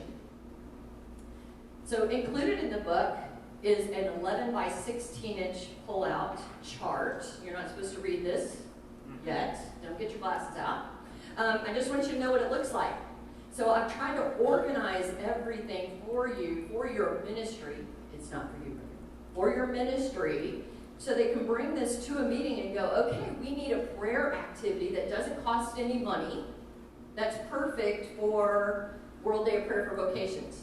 They are going to find that. They're going to find out how much, if they need any budget at all for that. They're going to find out what time of that year they're going to need to do that, how much lead time, anything they could, the snippets of information they need is going to be on here. So now I have a story to share with you. So at our parish school, some dads organized a charity flag football tournament. It's exciting. They love this day. It's a big yearly event. The dads, including my husband, he's number 33. He has the ball. It's his favorite slide. He's so happy. I talked about this. So first down and all, he's so happy. Anyway, they love this day. They're like, oh, can't wait. But you know what doesn't happen? 6 months before this day, they're not calling each other up going, hey, 6 months and counting, let's get to training. Let's start running. Let's start stretching. No. They just show up. They put on their fancy jerseys and they start playing flag football. 1, 2, 3 games. Do you know what happens? They're getting hurt. We even have a contract with a nearby hospital to have a tent with medical personnel on it, because eventually somebody gets hurt, or multiple people get hurt. Father Victor played once for 2 downs before breaking his finger. We're serious, it's Texas, we're serious about football. But still, this is a cautionary tale for all of you to start small. Look, I'm the antithesis of your normal speaker on some new program. Normally they want you to do it all right now. I'm so excited, do everything. I'm not, no. You know why? Because this is a marathon, not a sprint. What I'm charging you and your parishioners to do is going to take a long time. To change the culture, to affect change over this period of time to where God's calling easily, we need you to start small and then keep doing a little bit more each year. I don't want burnout. So you're going to get that message from me all day long, that you need to pick what you can do, what you're ready for, what your parishioners are ready for. Don't go gangbusters. Crazy? What is she saying? But it's true. Otherwise, I do not want you to get all of your people all together and go so much that in 6 months' time they're like, oh, Father, I can't do one more thing. I don't want that to happen. Okay, so I devoted a chapter in the book to explain how do you implement these activities. Because that's what I found when I went home and I Googled, what is a vocation? Hello. But after that, I was looking for things, what do I do? And I found activities. I'm not going to tell me when I'm supposed to do them or how am I supposed to do this? So that's what I brought to the table, is I organized all of these activities into a prayerful way to do them so that they're accessible for a new ministry with 1 or 2 people. So that's what we have. Don't worry about the names. That's not important. So I tell people, so pre-launch is when they know they want to do something, but they haven't talked to their priest, right? Phase 1, you're going to have 1 or 2 members doing anything. And they're doing a lot of those things. Remember when I listed out if you're serious about vocations? They're doing very simple things at your parish that don't cost a lot of money. Let's talk about money. When I say you should start a new program at your church, what's the first thing that runs through your mind? How much is that going to? Yes, okay. So we operated for 18 months without a budget. 18 months. And we got a lot done. We were doing stuff all the time. Most of this doesn't cost much money. And I would say that there are plenty of people out there, when they find out what you're doing, what the purpose of this ministry is, who are willing to say, you want to hand out prayer cards after Mass? How many do you need? How much will that cost you? and you say it'll cost us $120 to get all the prayer cards, and they will fund it. I mean, we had people giving us money to do stuff. Out of the woodwork, I was really shocked by it because they found what we were doing was good. We were doing something good for the church. Okay, so once you get to phase 3, things are getting complicated, people. They're complicated, more people are needed, more money's needed. So you could stay in phase 1 or phase 2 for years. There's so much to be done there. So we are not racing through these phases. They're not rigid though. You can have one hand in phase 1 and a leg in phase 2. I'm not coming to grade you. I want you to just do what's best for your parish. And you are the spiritual guides of this ministry. So it's so important for you to say, yeah, I don't think we're ready for that just yet. I was told that many times by Father, because I was so excited, right? Once I finally figured out what we were doing, I'm like, let's go, let's go. And Father Ray's like, whoa, we are not ready. They haven't heard the word vocation in 5 years, Rhonda. They are not ready to hear about consecrated virginity. They weren't. But they eventually got there, but they weren't at that time. So next on the resource list is I launched in tandem with the book, vocationministry.com. So in the book, each activity is listed in detail, like step by step, exactly what you need to do and how to do it. Again, this is meant for that parishioner who may not know anything at all about this. So step 1, they're going to go to this person and ask for this. Step 2, they're going to blah, blah, blah. In there is a section on resources, because I didn't think it was enough to just give them the book, and then they'd have to create the thing that I'm telling them to do. So I created the thing I'm telling them to do, and they can go to vocationministry.com and download it and put your parish name on it and go. All right? So for example, hello, there we go. So I know this is a little bit small. I just want you to kind of get the feel for it. This is all that you're not supposed to be able to read this from far away. This is what the website is broken down by phase as well. Everything, phases, right? So this is phase 2, and this is, right, National Vocation Awareness Week has been selected here, okay? So National Vocation Awareness Week is the week that we're supposed to be bringing awareness to vocations. It's the first full week of November. We're going to go through the dates that we promote vocations. So here, there's an overview. A blurb for the bulletin. Nobody has to write another blurb for a bulletin. It's right there. They just download it, adapt it. Easy peasy. Then they keep scrolling. Here's a sample week of activities. Pick what they want to do. Links to all these things to do. Keep going. Keep scrolling. Okay. Other ideas for promotion. Downloadable materials. A banner.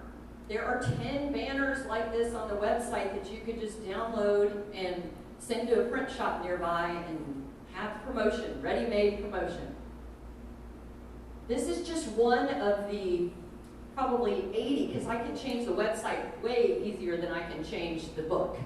So there are probably 80 to 100 activities now on the website. This is just one. There's so much there. So I do hope that you will look at vocationministry.com and everything it has to offer. The main place you would go is under 100-fold on the tab 100-fold and look at what the phase is. Okay, and because of the severe lack of Hispanic vocations, that's how Sembrando Semillas came about. It is not a straight translation. That's so important. It's not a straight translation from 100-fold. I had consultants help me. People who work in vocation in the world, in the Hispanic world, help me adapt 100-fold to make it accessible to the Hispanic population.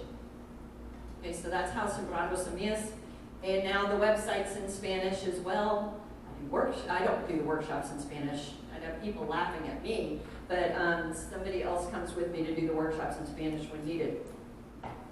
Okay, and we've talked a lot about that, so I don't need to go into, you know the need and why we need to do that. I would say that my goal is to have one, if you have Spanish masses said at your parish or wherever you are, is to have one ministry with bilingual people on it, meaning English speakers, maybe there's a couple of bilingual. We need people listening to one another because the Hispanic population needs different things, activities, or the same activities just done sometimes differently is all.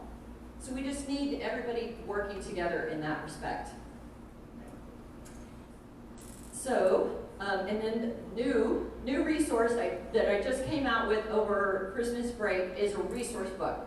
So I wanted to make it super easy for everybody to be able to just, instead of when they read the book and have to go to the internet and find the thing to download, I put it all in one place, English and Spanish. So the resource book is in English and Spanish already. All right. So that's here. Okay, I just wanted to tell you now you have all these resources to use for your parishioners. And I opened a shop. Again, these are tiny, but I just wanted to let you know that you can go to vocationministry.com to get all your stuff. This is new as of June. I'm so excited to have my own shop. So you'll see the book in Spanish. You can get a set of books for $30. So 100-fold or in the resource book, or Sembrados Semillas in the resource book for $100. There are, kids' vestments, a mass kit, vocation backpacks. Look at the priest bear. Oh, love them. Anyway, I'm just trying to make all the work much easier to do. Good morning. Good morning.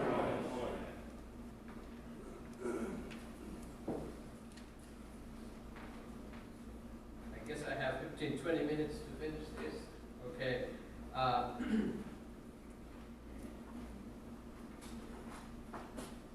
I would first like to update about the task of the task force. We were set up after the chapter, and we met several times, at least 4 times so far, as a task force. And why are we tasked with this particular commission? I would like to just go back to one of the gatherings that we had, one of the meetings that we had of the task force, and we were struck by one of the readings from the scripture from Prophet Jonah. It was one of the daily readings, and Prophet Jonah was tasked to prophesy to the people of Nineveh. And he was, as we know, he was a reluctant prophet. He didn't want to do it. And he didn't want the people of Nineveh to convert, but to be punished by the Lord for their wickedness. That's what he wanted. That's what he ran away, as we know. And he held on to this image of a God who is a just judge, who will show his wrath and punish the evildoers. And thus he awaited the destruction of Nineveh. But to the amazement of Jonah, the Ninevites had a conversion of heart. They repented and entered into a period of fasting and penance. This surprised Jonah, and he would acknowledge that that he had to shatter the image that he held on about God as a punishing and a God of vengeance. And so he had to shatter that image of God and embrace a new image of God by saying, I know that you are a gracious and merciful God, slow to anger, abounding in kindness, repenting of punishment. So Jonah had to shatter this image of God to accept and embrace a God of more, a God of kindness, of graciousness and mercy.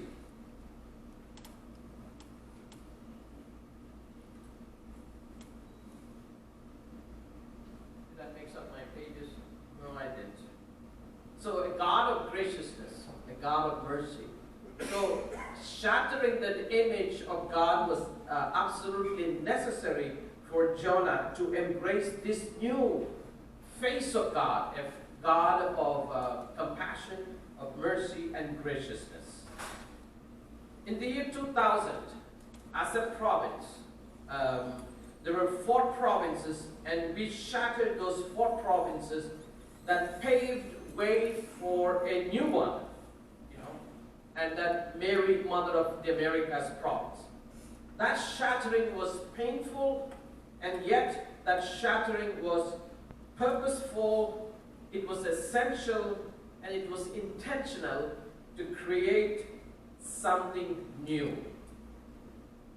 We were determined to build on the wisdom of the past, the experiences of the members and the cultures of the 4 provinces, and become one, something that is uniquely new. Mary at Salette asked the children, "Do you understand, my children?" And she said, "Let me find another way. Let me find another way." At the inception of a new province, we were called to conversion, a new way of being an apostolic community. For this transformation to happen, we as members of the different provinces had to shatter all of the little gods we have had about community life, understanding the vowed life, and this was an absolute necessity to move forward into the future of establishing Mary, Mother of the Americas province. And in this task, we have had no map, and we are all doing this together. So the task force, when we gathered for the looking at the goals and objectives and all of that, we said we need to have a new outlook, a new way of looking at the whole task. And with that, let me go into the...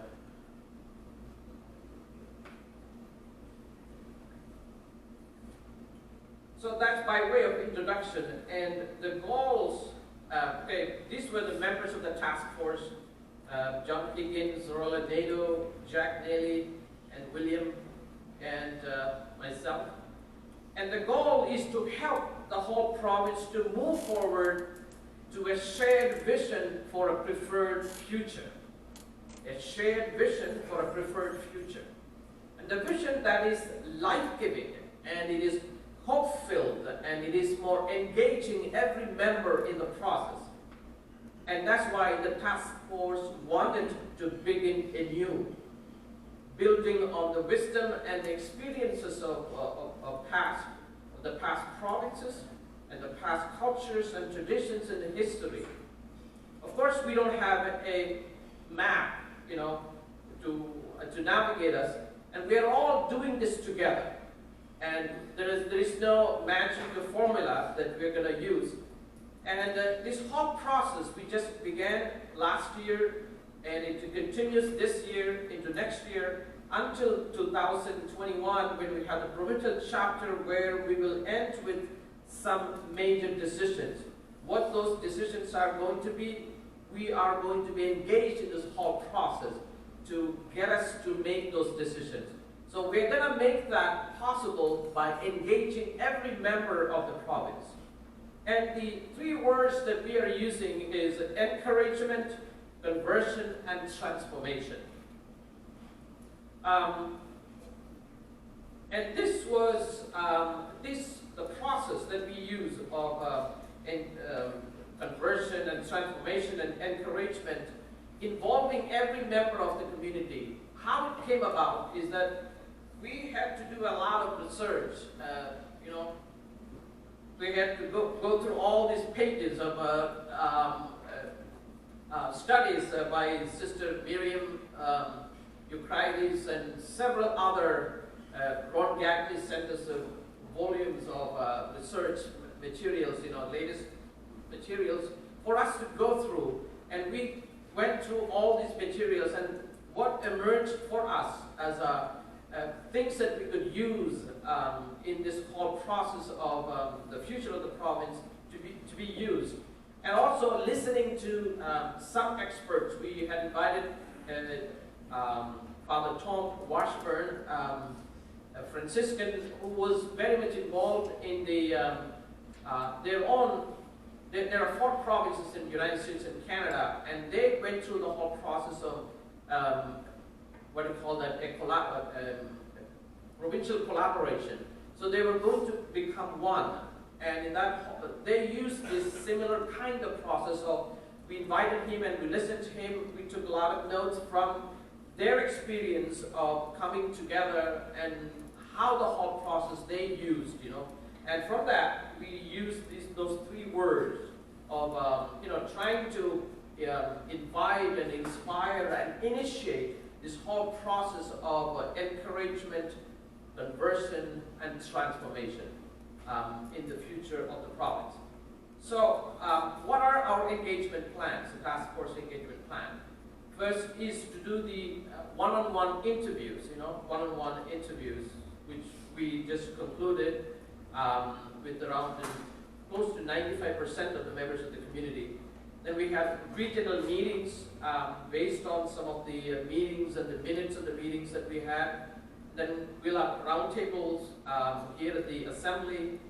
And also those members who are not able to come, we will also have similar process that we're going to do today. And the days of recollection in Lent of 2020 and the assembly for brothers. We looked at one of the facts that the brothers are also very much an integral part of the whole province, and they have made a remarkable contribution to the growth of the province, and we want to appreciate them and listen to their voices. And with that purpose, next year, May 18 to 20, there's going to be an assembly of brothers in is it Newport? I guess it's in Newport. And then the province retreat. We have invited Father Tom Washburn also to use this whole theme and preach a province retreat. So as you see, the whole process continues, and it will, happen throughout the next couple of years before we come to a conclusion. And so today, what we would like to do is to look at, you have received those 20 pages of the summary of the one-on-one interviews. And we as the task force, we decided to look at the whole report. All 5 of us went to all over the country trying to look at and interview everyone and get a report. And based on that report, we analyzed those reports and came out with themes. We will look at that today. And from those themes, we will also have a summary of the interview findings. And then for those people, as I said, who are not able to attend the assembly, we will have regional meetings. So, as I said, there are 95% of the members of the province were already engaged in this process through that one-on-one interviews. And it was a delightful thing to meet with the members, and we all shared the excitement of, and also how we were inspired to listen to the lot of stories of the members over the years. There's a lot of wisdom in the membership, and there's a lot of richness experience and how we have touched people's lives in and through our ministries. And it was so inspirational to listen to the hopes and dreams and fears and anxieties of the members of the province. And that's what we found in our one-on-ones. So the questions were asked, these were the questions, you know these questions. When you look back, what do you feel most proud of in your last experience? You know, and a lot of those proud moments that the members share with us. Looking ahead, what do you think the province must build on in the future that comes from the past? You know, when you shatter an image, you know, we have been trying to build on this. We can always, for example, you shatter a pot, you know, but you can always build something beautiful with a shattered pot into something that is life-giving, you know. So we need to do that shattering, and when we look at it, what are some of those things from the past that we could build on to the future? As you look ahead at the future of the province, what are your hopes and dreams? What would you like to see be true years from now? And as you look ahead, you might have fears or anxieties. Is there anything you worry about as you consider the future of the province? You have looked at these questions, and can you think of anything else we would be doing, any advice for the task force? These were the questions that we asked every member of the province in our one-on-one interviews, and also you used it, we used it at our regional assemblies. So, based on our analysis of the one-on-one interviews gathered from all these 95% of the members, these were some of the themes that emerged from these interviews. Like longing for community and want community life in a new way.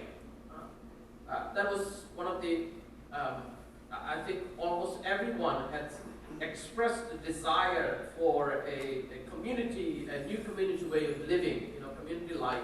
Community life was so important to every member. And pain and not being acknowledged and not heard, or shattered dreams and hopes, you know, people expressed their own frustration and expressed their pain. You know, as I said, you know, shattering was painful, and it is painful even till this day for some members of the community. And so they're not being acknowledged or not heard, or you know, when their dreams were shattered, you know, should have been heard. Most heard people talk about ministry and charism overwhelmingly, you know, how passionate they are about the charism, about the ministries that they are engaged in. That was overwhelmingly shared with us. There has not been enough effort to heal the wounds. Of course, there has been in the coming together of the provinces, and even after, now we're almost 20 years as one province of Mary, Mother of the Americas, there are wounds that are still lingering that needs to be attended to, and that was expressed in our interviews. And we need to capture the history of the different provinces. Lord Gagnon told us that there is a digital history of some interviews from the members, but some members really feel that history is an important element as we build a future that need to be captured, probably digitally, probably in a book form, or whatever shape or form maybe it needs to be recaptured, so that becomes a true treasure looking at the future. A desire for a strong and creative leadership. If you go through the article that we shared with you about Miriam Euphrates, she talks about that any future depends so much also on the strong and creative leadership of the province. And that was also shared by the members. The ministries, as I mentioned earlier, you know, the pride in how we have ministered to the community, ministering to the community members, as well as ministering to the people, and that taking that as an important mission of the province. And some for sure feel that we have lost our initiative, and we feel stuck, or we feel stagnant. You know, we're not moving, we're not making any progress. So that was shared also by the members. And then overwhelmingly we heard everyone expressing the hope for more vocations, and that was a big theme that emerged. And another thing that emerged is a concern about the quality of care of elderly.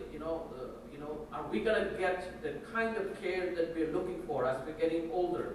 And some are already experiencing that aging diminishment one or the other way.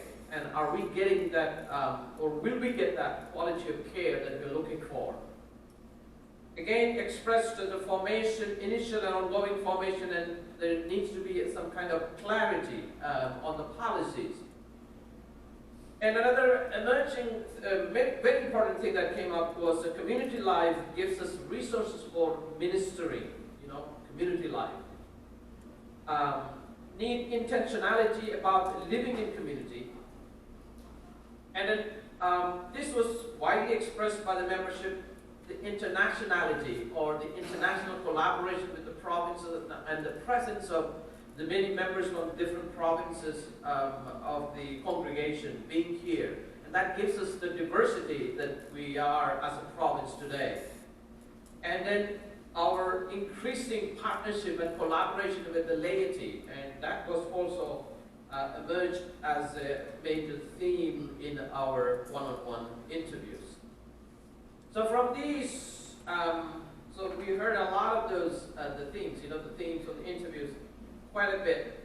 And then from these, we decided to summarize those themes, what is common. So we came up, we could go more, but we decided to go with top 5, and these were the 5 that we came up. Community life, vocations, ministry, diversity, and leadership.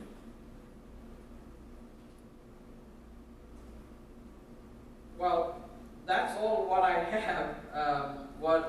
You all received the 20-page report, and the themes that we summarized, those were the themes that we as the task force, we spent a couple of days looking at the interview notes and finally came up with those themes. But reading through these, I don't know how many of you read the entire piece, but we would like to hear from you. What is your take on these reports?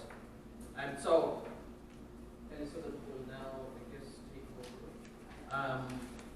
over.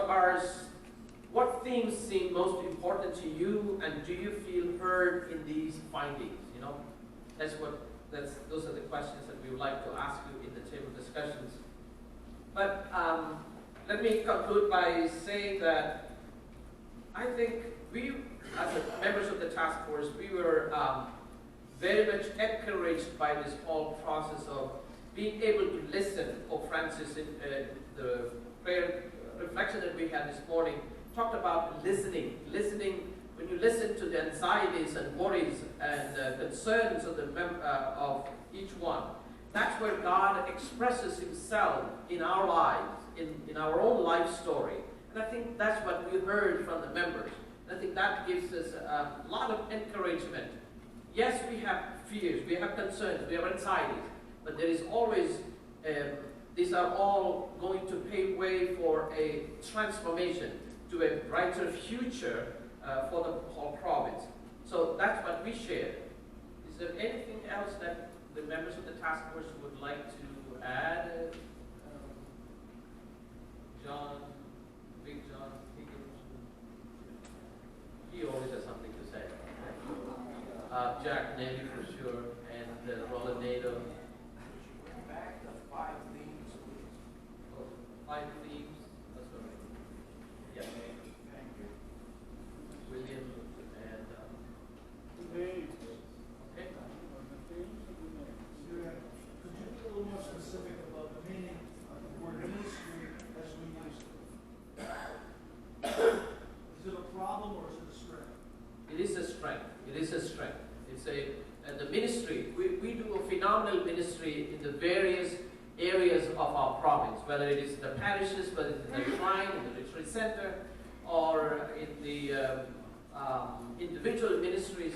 We do a lot of reaching out and serving the church, and that is a big strength of the whole province, And that we heard time and again from all the membership. You know, the amount of ministries that are being done as a big source of strength for the whole province and the membership. Love it here, but that's never stopped me before. Go for it, Ted. Now I'm glad we had a quick formation committee meeting last night. The formation committee right now exists of Brian Schloss, David Eubank, Flavio, Bob Butler, Ted Brown. I think that's it. Oh, and Father Ernie. Sorry about that. I said I have no notes. So basically, the happy news is that right now we have people at every level of formation. We'll start with the House of Discernment, which is some might be moving towards the postulancy. Fedner is in the House of Discernment, and we've had people in it, and it's just not hanging around. They actually have some classes, and Ernie does a class with them on human development, which is very important. We do a class. Ron Gagne does one on La Salette. Flavio does a class on the joy of the gospel, and I've done some classes on what is the nature of discernment, and and then the rejoice and be glad, the call to holiness, helping them discern his religious life, their way of living a holy life. So, from what we can see, they seem to like it. When we had the postulants, their program was beginning to put together, learn about what a rule of life is, and put their own together, one for the community. And they were also taking some philosophy classes just to kind of start getting used to that. And they had, all of them have about 20 hours of work to do around the shrine. And so far, everyone we've had has been basically very willing to throw themselves into the life of the shrine. They're very, very helpful. Right now we have one novice, the other one left. Neil left because he really felt that his call might be to the priesthood, and when that was becoming important for him, that probably wasn't going to happen. He said, I think I'm discerning my way up. In a sense, the bishop worked for him. Good man, I was sad to see him leave. The House of Brighton were just beginning to settle into to life. There's been a change from John Walsh to myself, and Bob Butler will be coming in. I've been there a week and a half, and now I'm here. So we haven't fallen into any rhythm. But what the guys comment on, especially Joe, he says, we've had more visitors in the past month and a half than we've had in the 4 years of being in Chicago. Or at least it feels that way to them. Because the downside is we're constantly making beds. But they seem to enjoy us. Paul Mellon was there the other day, and it was a very, very nice visit. And the guys appreciated it. They appreciated hearing his life experience, and from what Paul tells me, he enjoyed getting to know the guys. We're trying to figure out a better formation for the brothers. That seems to be lacking. There's no magic answer to that. And so we're looking at other religious communities that are like ourselves and have brothers and priests. And how do we form the brothers better? So that seems to be the real major task for us at the moment. I forget anything, Flavio? All right. And please, the House of Brighton is there. If you want to stop by, we'll make the bed for you. John? Leave the light on. For the brothers' holidays, it's Carlos Ruiz, huh? Mm-hmm. He's getting his formation in Washington. He's doing his, at the moment he's doing his formation of Washington. He's continuing to do his, work on his English. So as I'm leaving the vocation office, I'd like to take this opportunity to thank all of you, especially the provincial councils. Since I started with vocation work I worked with 3 provincial councils, and by and large, I've been very supported by these councils, and I've been very supported by the most of our priests in the province in terms of fostering and enacting programs for our ministries. So I'd like to thank you for your sense of hospitality, because I stayed in many houses in the province as I traveled to do vocation work in the youth of your parishes and other ministries. So when I started with the vocation ministry, we came from a long way in terms of updating our staff, updating of our programs. Over the years, I developed a job description for myself, and the province has it because I tried my best to communicate with the province in terms of what's going on in the vocation office. So I tried to visit this vocation job description for myself and with the vocation committee as well to see how we can improve things, because vocation work in the United States is very challenging and it's very competitive. So every year, I give myself the task to revisit the job description to see what I was able to accomplish and what I can do better. So as of now, we are all over social media, as you heard it from Wanda yesterday. So we have a lot of things going on in our social medias. Those of you who are following us, you will see that we are very active. And I can say that most of the people who are discerning La Salette vocation, they come from social media. And also, I like to take this opportunity to thank most of you who have been welcoming in terms of opening your houses or your rectories to have commencees. And I always feel comfortable to bring young people to your places, because for the last 3+ years I've been doing vocation work, I never heard a single negative comment about your place or your places where young people came to get in touch with the La Salette message and to get in touch with us, La Salette. I always heard very nice comments, whether they stay or they keep on moving, but they always have a very good experience, and I really thank you for that. So some places I didn't have the chance to go, or I didn't have a lot of chance to visit and revisit, not because that I don't want to, but some of us are not truly engaged in the vocation work of the province. I hope that we do much better in terms of inviting John to go and work with your ministries. And I know some people say that, oh yeah, I don't have young people in my parish. My parishes, we only have elderly people. But don't underestimate the power of the grandfathers, the grandmothers. I don't know how many times I have, older people come to me, give me this phone number. This is my grandson's phone number. Call him.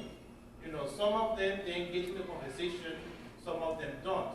But, when John invites himself to come to your place, don't say that, I only have older people. But don't underestimate the power of the grandparents. For example, DJ, who's in our formation right now, so it was his grandmother who said that, you look miserable with that uniform. You need to call whatever community to get an application. And he listened, and then he's in his information. So it wasn't me, it wasn't anyone else, it was his grandmother. So who know him and who encouraged him to go and pursue his vocation with the missionaries of La Salette. So we we, as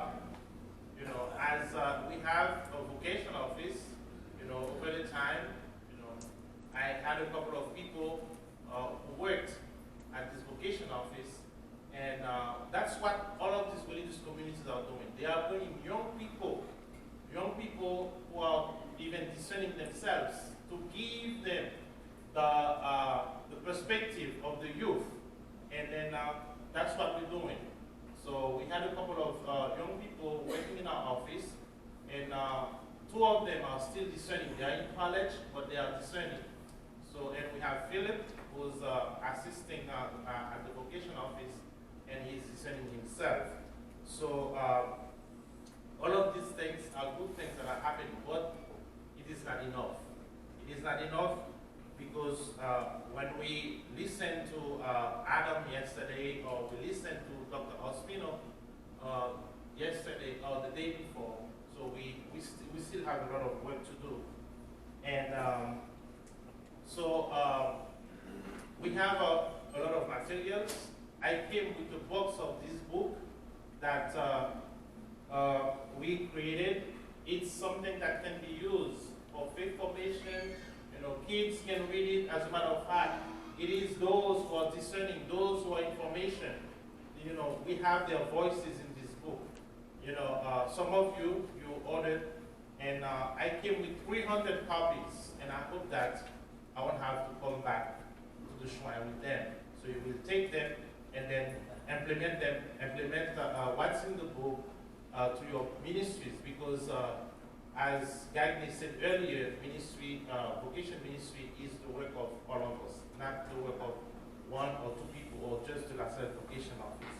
So I'm going to let John talk, and once again, thank you for your support, and thank you.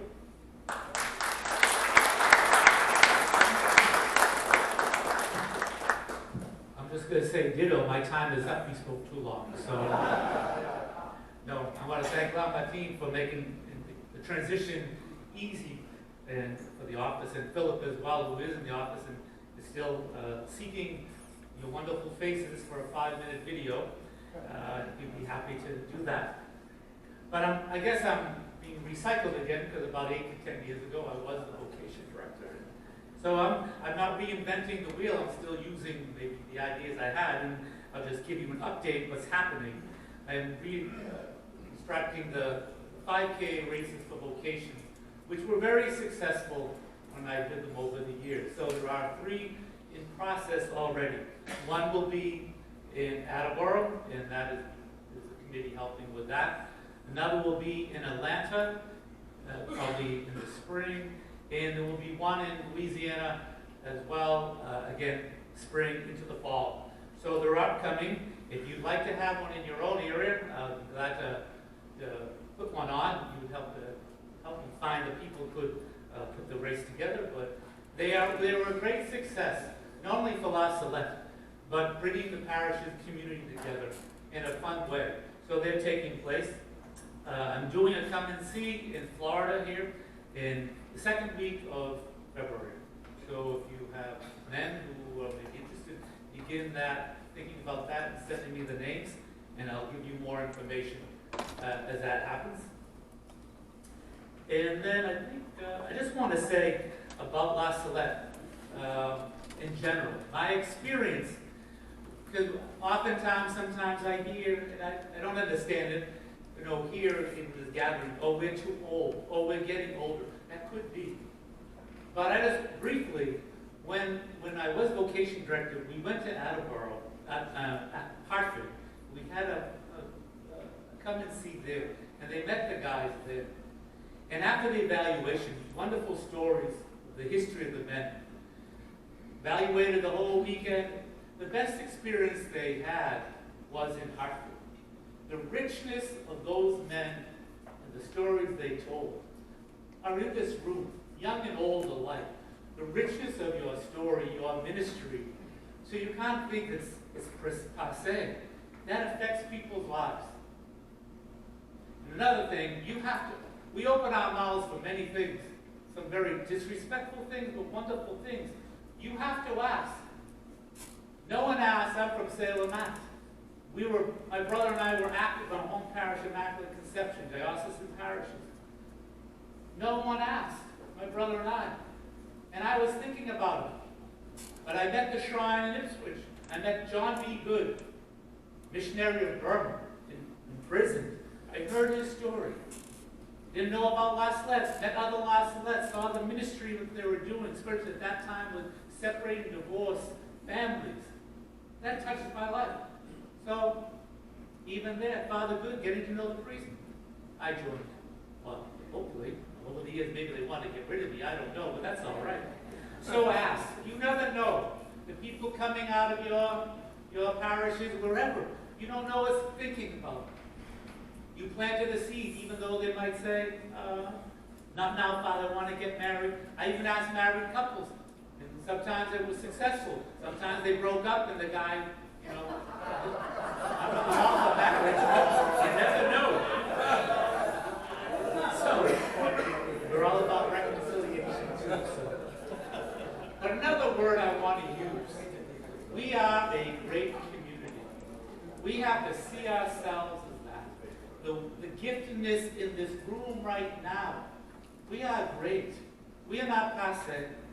We have to think of ourselves as great and gifted with your wonderful gifts, your wonderful talents. There's always room for improvement, I get that. But we have to see ourselves as great. And we have to leave it up to the Lord with the numbers. We just have to, that's not my worry. Jesus called one by one. That's how we have to look at it.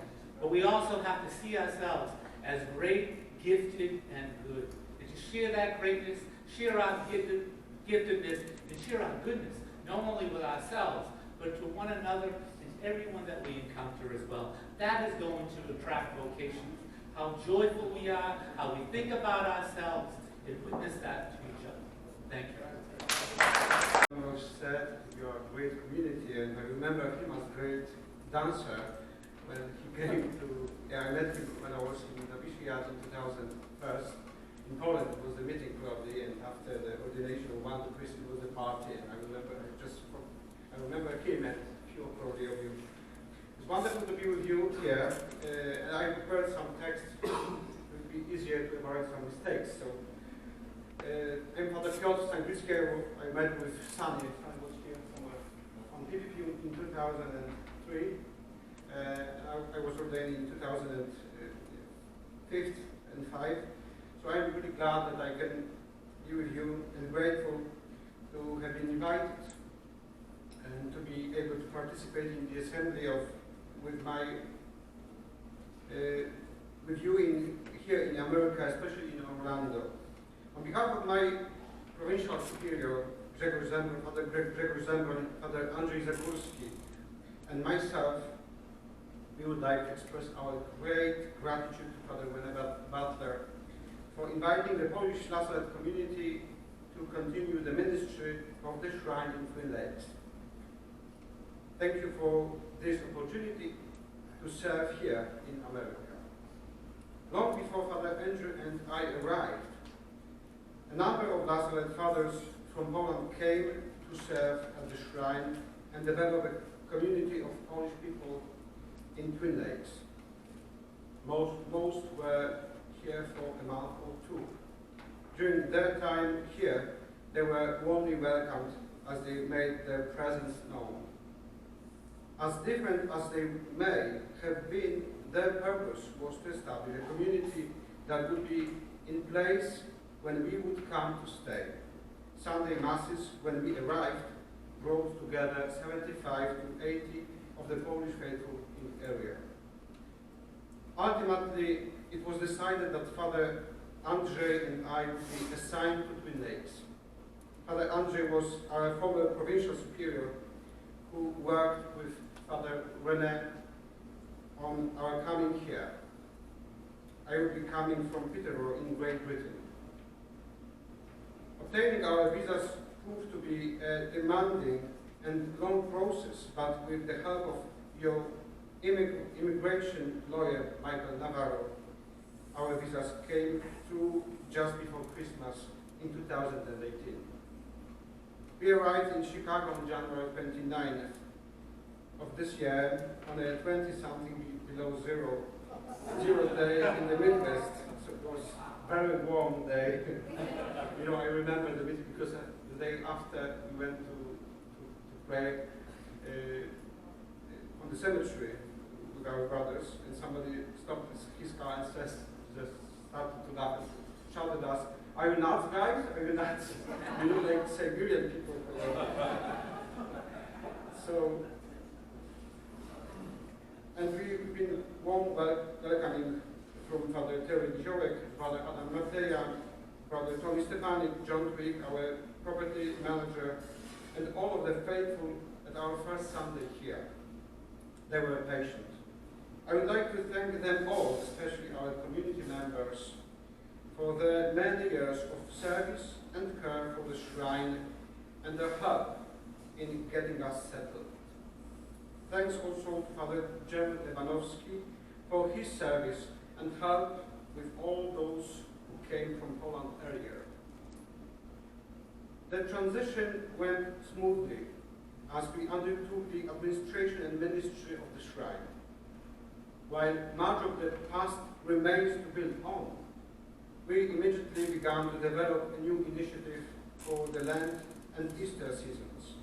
We offered the Sacrament of Reconciliation and Thursday devotions around the reconciliation theme of a Salette journey through the Lenten and the Easter seasons during the Holy Hour and Liturgy. Father Phil Schuf, who has served in Mexico and who now resides at the monastery in Bennett Lake, joined us with confessions and reflections in Spanish. We now are working toward a similar program for Advent. During his time in Twin Lakes, Father Martin Tunel developed a new website for the shrine, which is now up and running. Summer Sunday Masses in English and Polish brought 220 to 230 people to our chapel. Being a tourist area, that number has decreased by about 50 of the faithful this autumn. Weekly we offer the Divine Mercy devotions, and monthly the La Salette Novena Holy Hour and Liturgy with the Sacrament of Anointing of the Sick. We offer the Sacrament of Reconciliation daily. The number of pilgrimages has grown this summer over past years, principally due to the increase of the Polish. We welcomed about 6 Spanish-speaking groups, including teenagers. They stayed with us for 2 days with the tents. Most bring their own chaplain. We see a need to develop a Spanish-speaking ministry as well. We have been active in our local deanery, attending meetings, filling in local parishes as needed in both English and Polish, assisting at Lenten penance services, attending diocesan clergy days, assisting at parishes in the Milwaukee, Chicago, and Rockford dioceses. Father Andrzej preached a Lenten mission in Polish in Milwaukee. I'm booked for the next Lenten season also. We use these opportunities to make our presence known and to offer invitations to the shrine. And we give thanks for a very generous group of volunteers from both the Polish and the English communities who bless us with help in everything from property maintenance to pilgrimage kitchen, help to decorating and liturgies. The efforts to spread the word proved faithful for the celebration of the Feast of La Salette with about 650 people in attendance. With much help from the people who come to the shrine regularly, we were able to serve lunch to about 400. At the recent clergy gathering in Milwaukee, Archbishop Jerome Listecki approved our application for relics of Pope St. John Paul II for the shrine. They will be brought to the shrine by Archbishop Mokrzycki, former chaplain of Pope John Paul. All of this gives us hope for the development of the shrine ministry and the shrine property. Should we decide to continue here, we would work toward some major projects to replace much of the aging facilities. Finally, Provincial's fathers Gregors and René marked the exchange of provinces at the shrine in a ritual of transference earlier this year. However, this does not mean that there is no room for you. Our province of the Americas brothers, all Lasallettes, come visit us. We have rooms. You are always very, very welcome. Thank you. Good morning. Okay, I'm happy to say that I'm following up on work that has been done by Jack, by Paul, by Ron, and by Peter. It's a real privilege for me to do this, and I'm happy to do this because it gives me an opportunity to really be in touch with a lot of the people that rarely we see. Can't hear me? No. There you go. Okay, I'll go a little closer. All right. All right. At the outset of my job here, of my ministry, I took the opportunity to visit a whole lot of people. Okay, one of the things that I started out with was by going to a place that other guys had gone to, Misericordia University, and this was for a workshop on elder priests and religious. And the idea behind this is to get an idea of some of the physical and mental difficulties that many of us have encountered or will encounter. Now, all of you, practically most of you in the room here, I have already seen, okay? And that was a pleasure in doing that. And whenever I went to a place, I did offer to pay and bring somebody out for a meal. But when I did go out there, I couldn't pay. They wouldn't let me pay. They wouldn't let. So thank you very much for your hospitality, for your generosity. Okay. I met some people at this Misericordia University, and myself and Lamartine and Bob Russell have met with the Oblate people in Tewksbury, Massachusetts, who have a similar facility in Hartford. We learned a lot from them, from their organization. And one of the things that we're planning on doing, we have made recommendations to the provincial administration to somehow make some changes, okay, in Hartford that will hopefully help the staff and will help the guys there, okay? Some changes where we're thinking of hiring a part-time person that we would call a clinical director.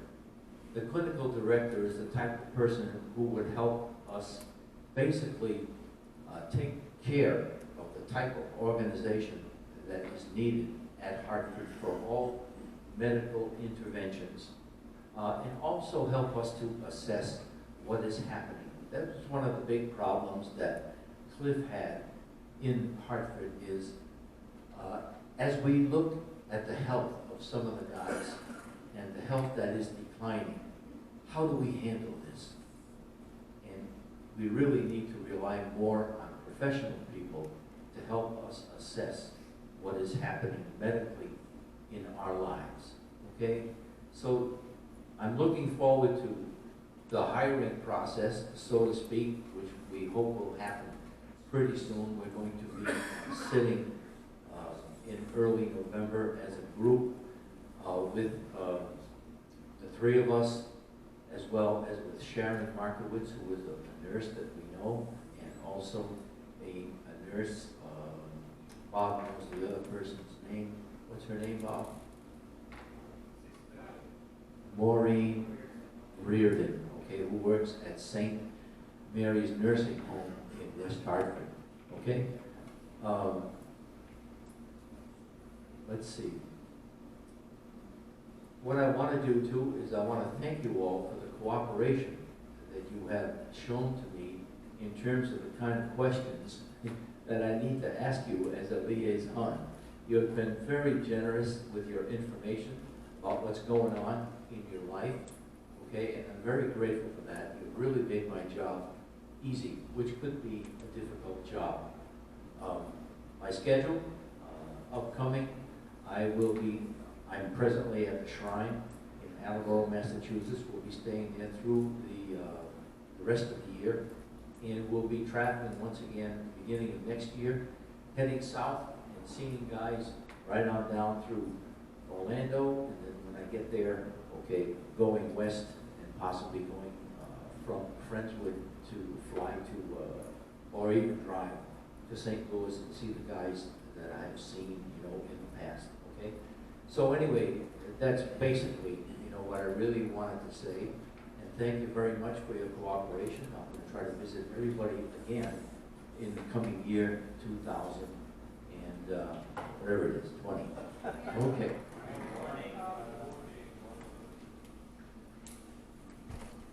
The report I'm going to read, and I'm only going to read it, is what was read at the Council of the Congregation at Salette this past September by William.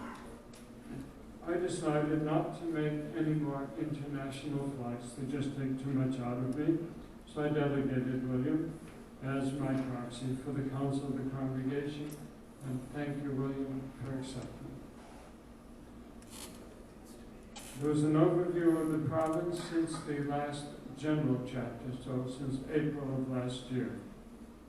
Our provincial chapter took place in October 2018. The provincial was re-elected. Two assistants were elected, William and Flavio, both under the age of 50, correct? That was a conscious choice. Are you still under 50? No. Time for change. At that chapter, the following decisions were made. To relocate our theologate, moving it from Chicago to Brighton. We bought two houses next to each other. Actually, it's more like one behind the other on the same street in Brighton. We decided to allow members of other provinces on loan to our province to have active and passive voice if they so request and their provincial agrees. To date, no one has requested that. To support the development of La Salette Laity, as well as the celebration of the La Salette Laity Summit every 3 years. To create a task force which will draw up a plan for religious life and ministry in our province and submit that plan to the 2021 provincial chapter.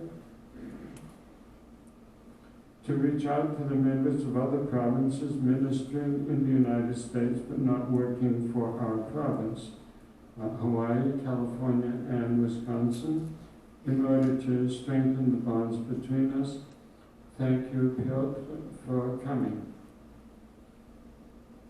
Other significant events since the last general chapter include the transfer of the shrine in Twin Lakes, Wisconsin to the Polish province, the sale of property in Tucson, Arizona, and we wish Chicago, but that has not happened yet. The meeting of the three councils of Argentina, Brazil, and North America, which took place in Brazil. The La Salette Laity and Ministry Summit, which took place in Sulphur, Louisiana. Just a brief parenthesis. Father Yatsek was blown away by the experience. He couldn't say enough. And he thanked me profusely for inviting him. We had a profession in July. We had 3 candidates until recently. Now we have 2 candidates in the House of Affirmation, in formation, pre-novitial formation. 1 ordination to the priesthood. Thank you, Fred. The creation of a new proactive province vocation committee. financial support to other provinces, particularly a very generous donation that we made towards building a seminary in Angola and a regional center in Myanmar. And Father Jack Nolly's trip to Myanmar to give retreats to the La Salette members and the sisters and to assist with coaching the seminarians in English. In the area of formation, besides implementing the decisions of the General Chapter in this area, 1 man was ordained to the priesthood, 2 men renewed their vows, 2 men made their first profession, 2 men were currently in the bishop when this was written, but you probably have heard that Neil Volz decided to return home. And 2 men, I believe only 1 so far, are currently in the House of Discernment. Ongoing realities include outreach to Haiti and Argentina and funds given through the La Salette Mission Center to several missions in the congregation. The regular meeting of the younger La Salettes, welcoming men from other provinces. Since the last General Chapter, we've welcomed 2 new men from Angola and 3 from India, which brings the number of men supporting our ministries to 10, without whom some of the works would have been closed or returned to the diocese. Our ongoing concern about finances in the Attleboro Shrine. One of our brothers is on the national board for the Religious Brothers Conference. He is here. David Eubank, where are you? There he is. Friends in high places. Collaboration with La Salette Sisters, provincial council meetings held in various places around the province to promote interaction with the local communities. Concerns about allegations of sexual abuse of minors and seeking to renew our accreditation from the appropriate auditing agency called Presidium in the area of the protection of children and vulnerable adults. Annual retreats offered in Attleboro and Hartford, care of sick and elderly. The willingness of members to continue working even in advanced stage. Regular regional meetings, efforts to connect members in individual ministries to larger communities, the House of Discernment and its attraction of candidates that holds out hope for the future, and a gathering of the brothers planned for next year. And finally, the statistics. I have very, very sketchy here. You can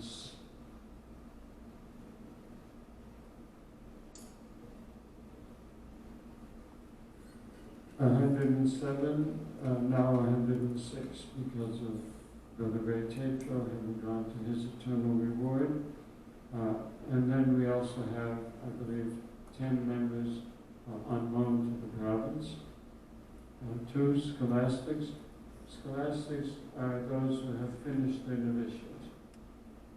They are young professed. And they are studying philosophy and theology.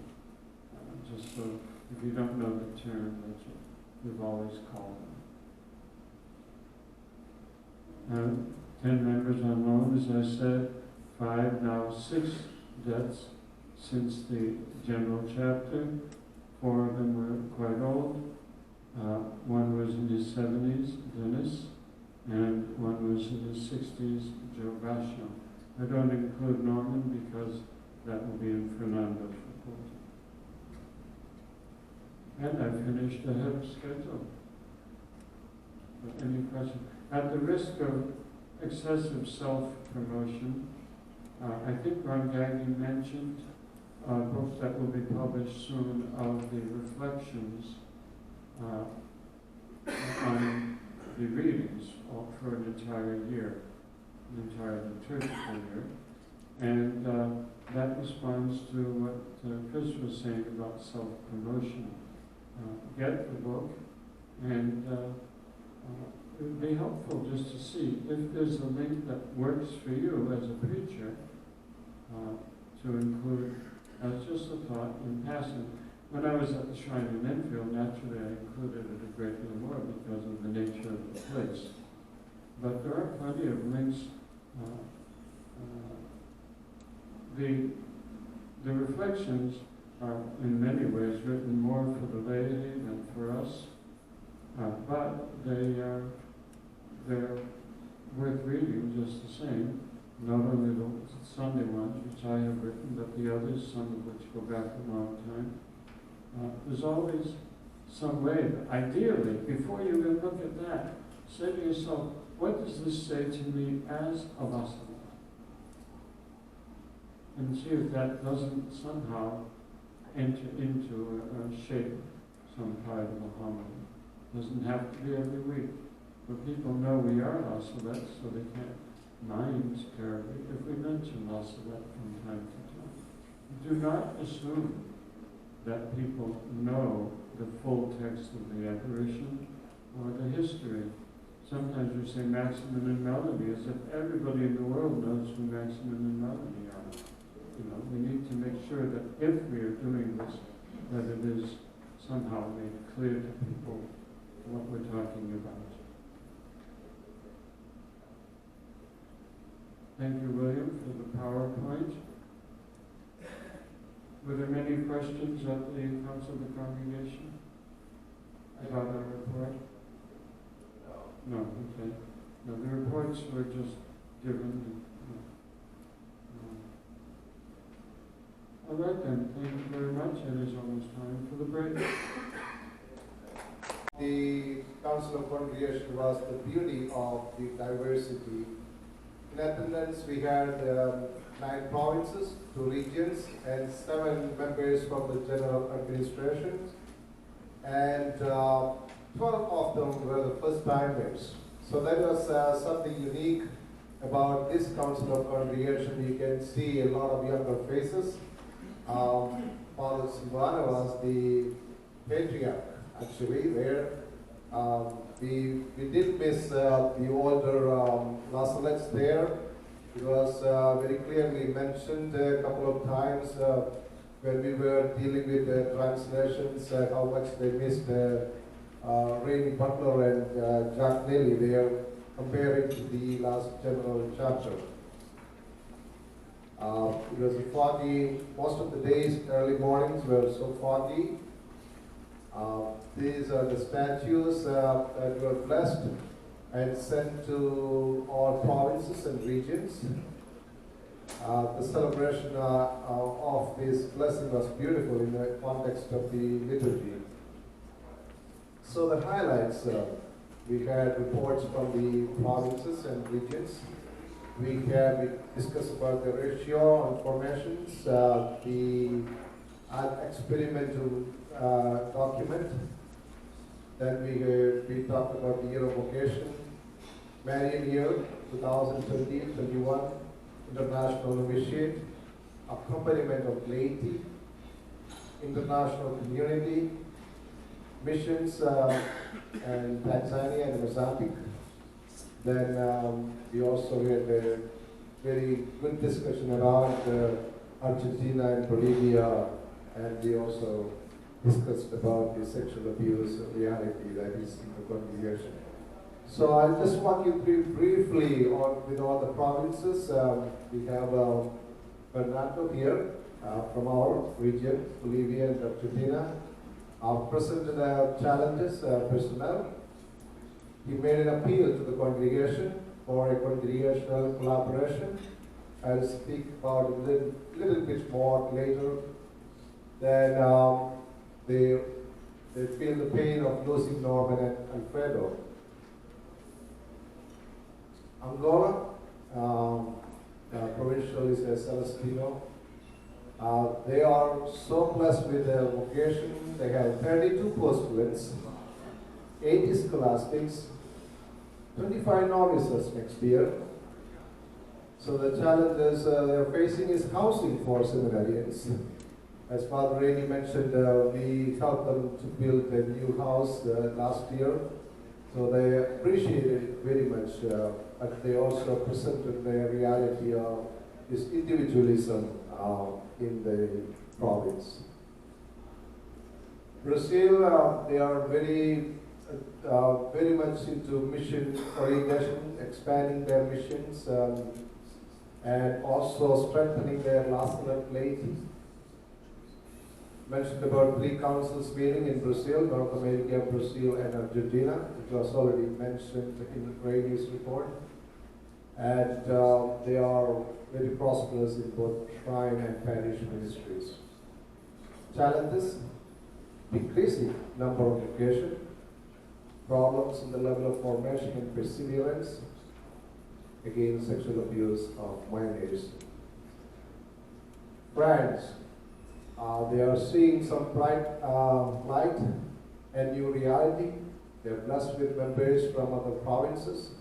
The provincial is Dino, he is from Madagascar, and their vice vicar is from Angola, Paulino, who was here a couple of months ago to learn English. Then one of their strengths is also they acknowledge the beauty of international community at the shrine. Right now, at that community, they have 2 members from France, 2 from Poland, 1 from Angola, 1 from Brazil, 1 Philippines, and 1 India. And after many years, they do have 1 postulant now. Italy, they are, Matteo talked about being more open, welcoming members from other provinces. Angola is having a conversation about that, sending guys to Italy to work. And after 26 years, they also have 1 postulant from Italy. They're concerned that divided church over the present papacy, right in Rome, than concern of immigration. India, also blessed with vocation. Their focus on mission and formation. 59 priests at present, 23 priests working overseas, and 1 deacon, and 53 in formation. The new provincial's name is Father Saji. He will be visiting here this coming May and June. Myanmar, related to region in 2017, the provincial's name David, 12 priests, 11 temporary professors, 3 postulates, plus with vocation challenges, need for trained formators and teachers. They were so grateful that Jack Nelly went to teach them English and also do retreats. Philippines, Father Rosano, expansion to new diocese and parish ministries, active presence and ministry in Hawaii and California. They faced last 3 or 4 years that actually 3 of their young members died. One was unexpected death, then declining enrollment in La Salette schools at the university. Poland, Gregory, efforts to strengthen community life and reevaluating ministries now. And they also face a decrease in the number of vocations. More novices in the last 2 years. There are 16 seminarians and closing their last presence in Belgium. They also are dealing with the sexual abuse cases, and individualism was presented as one of the challenges. North America, it's us. We already reported all these things. Strengthening community life by regional meetings, annual retreats, and annual assembly and visitation. Opportunities to engage both the younger and older Laslet. Gathering of younger Laslets, gathering of religious brothers, task force on futuring, renewed focus on vocation promotion, or concern as Father 80% allegations of sexual abuse of minors. Beauty of diversity. These are the approved decisions. As a congregation, we came up with a policy on sexual abuse, which need to be adopted in our own province based on the guidelines of the Bishops' Conference and other legal civil laws. Year of vocation, we talked about it a lot. international Salette community. I mentioned about how many are there now, and they want to continue that collaboration with the Salette Shrine, helping Salette Shrine in France. The new treasurer from General Administration presented his report. There was no written report presented this time. It was a narrative, actually. But at the end, everyone requested for a written report at the Council of Congregation. Since he's new, he was not ready for that stuff. Workshop for newly elected provincials and the vicars. That's one of the decisions passed because there are many these newly elected who are not trained. So the General Administration will organize a training. Volunteers to Salette Shrine France, they strongly encourage us to send volunteers to help, and they're happy to collaborate with us to make it happen. Guidelines for the collaboration between provinces and the General Council regarding missions and communities dependent on the General Council. And that is Mozambique and Tanzania, and also Myanmar is supported by General Council Administration directly.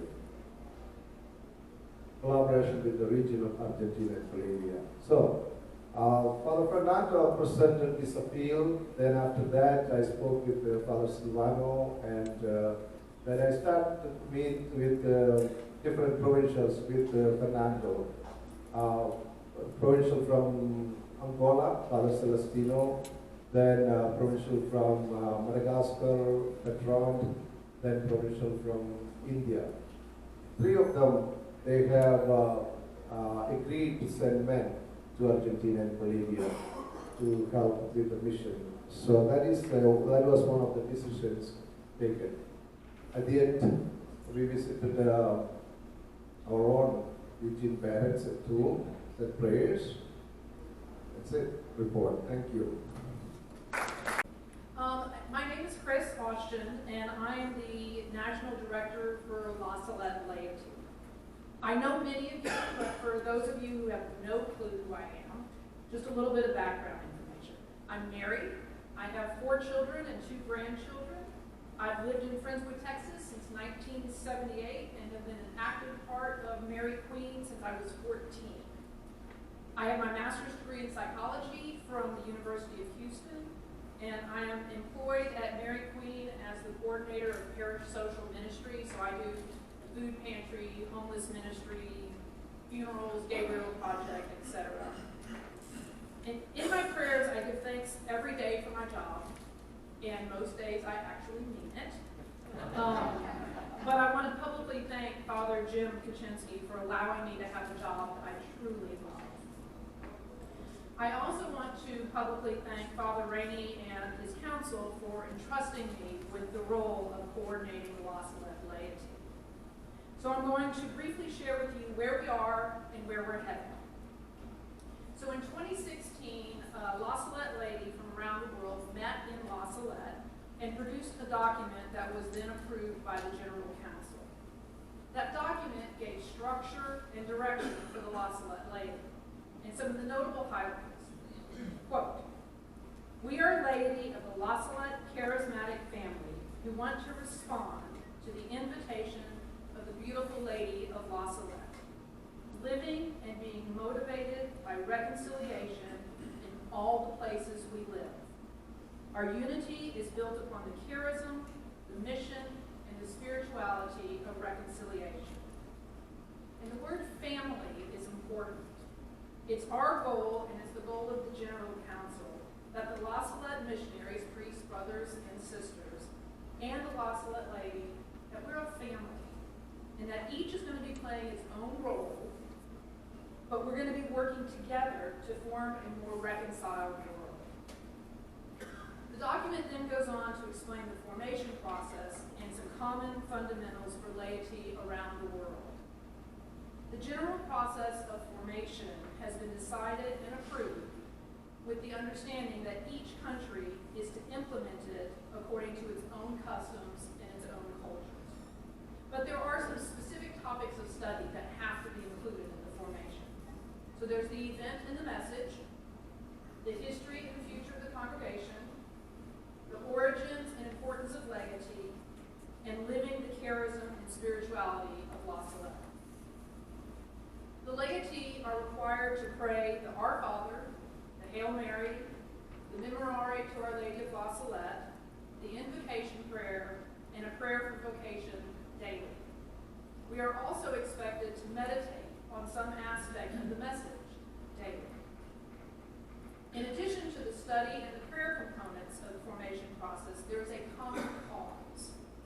As decided at the encounter in 2016 and approved by the General Council, the La Salette laity in every province and every region around the world will conserve and protect the environment in order to build a more reconciled world.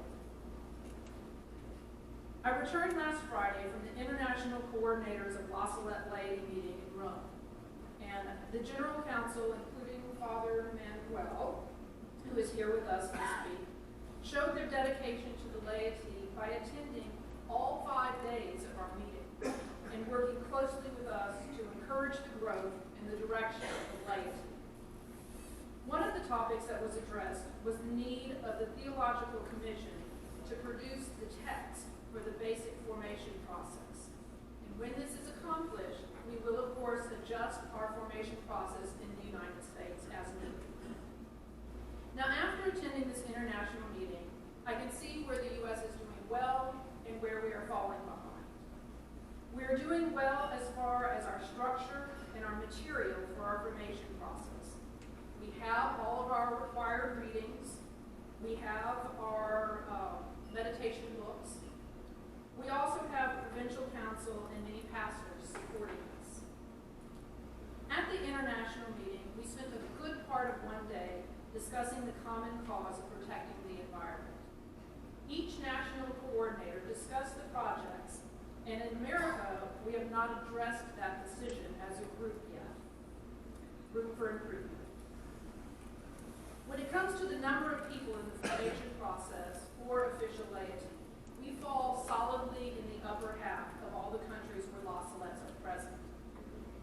Some countries have monthly meetings, they have activities, but they don't really have a formation process. So it's kind of difficult. We're not really comparing apples to apples.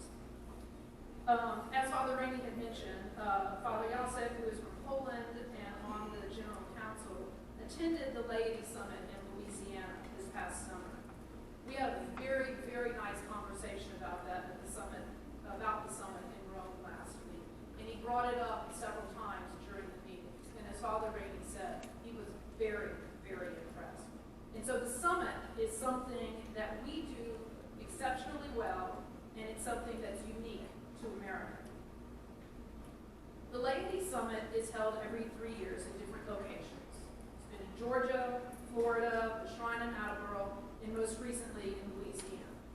And I want to take this time to thank the priest who came, the priest who presented, most especially the pastors and the vicars of the 3 parishes in Louisiana, because that was a huge undertaking. It was a huge undertaking. And also, of course, the laity committee who worked on the summit. This 3-day summit took place in late June in Sulphur, Louisiana. And the theme for summit number 4 was make this known to all my people. Just over 300 people, clergy and laity, attended the summit. Day 1, the theme was the La Salette event and message with a keynote by Father Butler. Day 2's theme was our history, a look at who we are, past and present, keynote speaker, Father Jim Hayna. Day 3, the La Salette charism and spirituality with a keynote from Father Fawley. In addition to the keynotes, there were clergy and lay speakers. It was fabulous hospitality, fabulous food, wonderful entertainment. The first day there was a reenactment of the apparition. And I should have asked before I got up here to speak. I know I have a copy of it. I know it's out there someplace. I honestly don't know if it's on YouTube.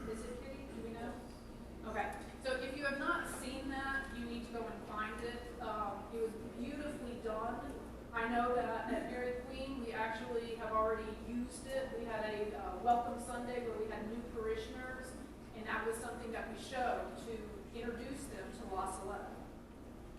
And so we certainly hope to see all of y'all at Summit number 5 in 2020. Which brings me to the state of laity in America.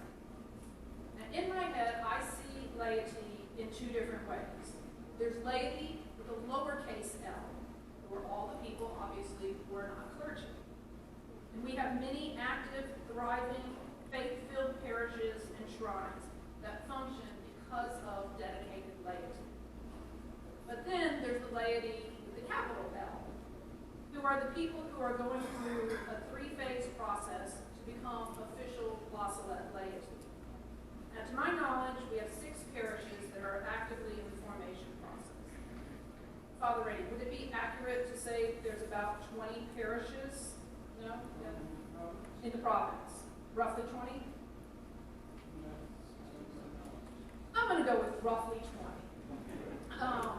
So, again, there's room for improvement. If there's 6 that are working at it, there's 15 to 20 parishes. That's something that obviously we need to be working on. And that's where the laity committee comes in. And some of us are here, and I'm sure y'all know who we are by now because there's only so many laity here. But Kitty Roberts, could you stand up just for a second? Joanne Simpson, Nilda Santana, stand up, be seen. Okay. Our spiritual directors and regional spiritual directors, Father Jim Hano, Father Jim Kuczynski, Father Joe Aquino, our representative from the Associates, Wayne, is it Vanessa? Vanessa, okay. And then, of course, last but not least, Father Rainey, our provincial. Now, one of the things that we're noticing on the laity committee is the need to start with the basics. We can't expect droves of people to be joining the La Salette laity if they don't first know the basics. Parish-wide education is needed. Our Lady of La Salette needs to be front and center year-round and not just in September. We need to make this message known. So one of the things that we are working on is gathering ways to do that across age groups, across ministries, across languages. One of the things that the laity committee will be working on is what we're calling a starter kit. We don't know yet exactly what the structure or the format of that will be, but it could be as simple as a flash drive with different files. For example, one of the things I'm working on is a PowerPoint on how to introduce laity to your parish. So it starts off with guidance from Pope Francis. For example, one of the quotes, "The laity are called to become a leaven of Christian living within society." And then the PowerPoint goes on and talks about international La Salette laity, and then laity in the U.S., and then laity at the parish level. There could also be a section in this starter kit flash drive with study aids that could be used during meetings, a section on prayers, a section on, my word here is things. We've developed a La Salette laity prayer card, and we're working on a bookmark that has the prayers that we're required to say every day on it. There could also be a section on bulletin boards, ideas for kids, suggestions on how to get La Salette laity into your parish. For example, something as simple as saying the invocation at the end of every meeting. Now, some of these we'll be taking from lasalette.org. Thank you very much, Father Ron. And some of it the committee will be generating, and some of it we will be happy to steal from any and all parishes or other resources. So I ask that those of you who are pastors be thinking of someone that we can contact to start discussing how to implement La Salette laity groups in your parish. Y'all are very busy. We understand that. And as Rhonda was saying the other day with the vocation ministry, you don't need to do this. This is for the laity. This is by the laity. But we need your support. We need you to talk about us. We need you to talk about us in a nice, positive way. Phrase that. We can't go to different ministries and ask them to start their meeting with an Our Father and end it with a meeting with a Hail Mary and the invocation. We can't go to the faith formation director or the youth ministers and say, incorporate this prayer or this book. Those are the kind of things, for example, that we're going to need you to step in and do. So why should you encourage and support the La Salette laity? First of all, because the General Council and the Provincial Council said you should. But more importantly, Our Lady said to make this message known. And so what better way to do that in your own parish or shrine than to have a group of men and women, single, married, living a Christian life with a La Salette spirituality in the secular world where you live and where you minister. Having a group of men and women who understand and incorporate the message into their daily lives, into their relationships, into their ministries, and into their prayer lives. And although we do not make public vows, we don't make promises, we don't make a profession of any kind, but the goal is to have a parish full of formed, dedicated lay people who will support the La Salettes just like we support our own families. In good times, difficult times, joyful times, and in sad times. We are a La Salette family. Thank you. I'm grateful to present to you the following facts. If you could take a look at the sheet and see the reverse side, it says for your general information. I'm going to go over just a little bit of the history. In the paragraph, by the way, we have 2.5 people in this office, okay, including me. So, me, one technical person, and a part-time office manager who does our finances as well, okay? So from what you're going to hear, it comes from the 2.5 of us, okay? And they're lay people, they're husband and wife, and I'm clergy, of course. The purpose, basically, is to make the message known in as many ways as we can with old and new methods, okay? The provincial chapter had asked my office, I wasn't in the office yet, but was in the office in 2006 they wanted to have a publication of a La Salette vehicle to get the message out. And I spent the next 2.5 years doing 4 issues a year of a 14-page full-color magazine.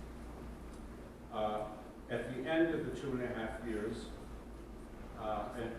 we decided, my office decided that we should instead spend the money investing it in a website and materials and books, etc., which we will get to just shortly.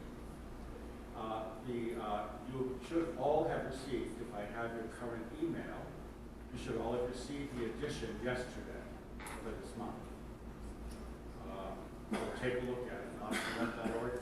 All it is pictures, and you can click and you go right to the site. We're trying to get you to the site, LaSalette.org. Okay, on the front page of these notes, I'll start and we'll go right down the line. Our province website offers more La Salette information than anywhere else in the world. These articles concern La Salette ministries, news, the apparition, liturgy, resources, music, visuals, and videos, as well as over 100 reflection topics for La Salette laity.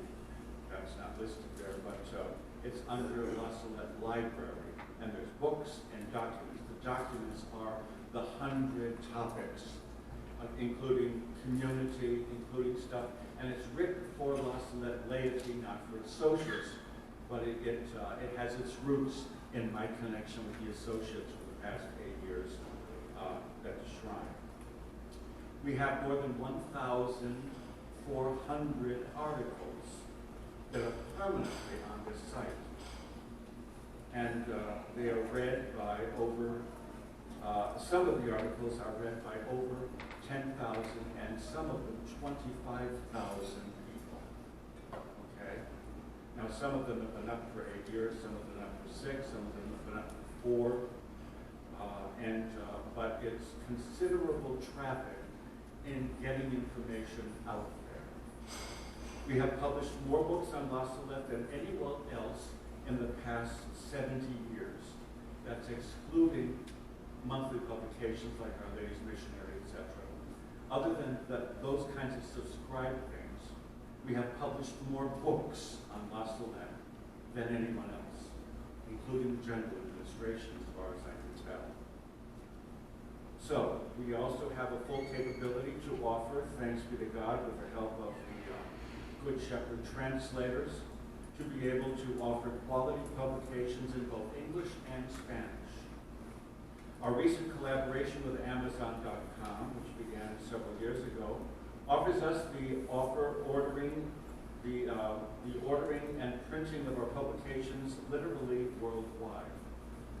We can do publication on demand, which means that you can order, and I'll go over the specifics of that in a few minutes.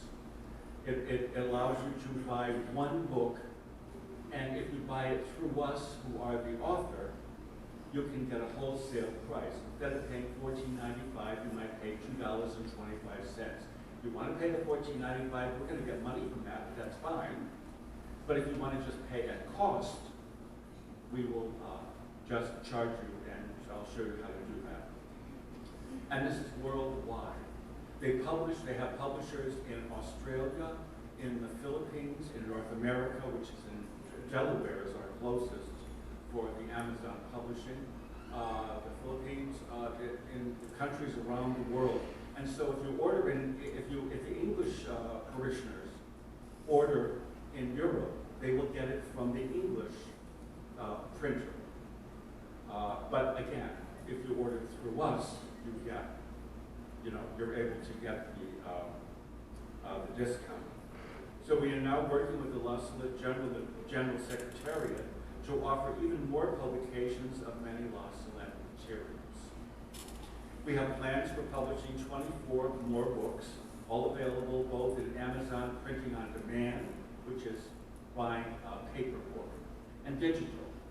And typically, it costs about $1 to do if you buy the book in any way, for an extra $1, you can get a copy of the digital thing, which goes on your computer, your iPad, your phone, or whatever electronic device that you have. So some of these texts have been sitting unpublished on shelves of our La Salette archives in Rome and our province archives in Hartford for over 60 years.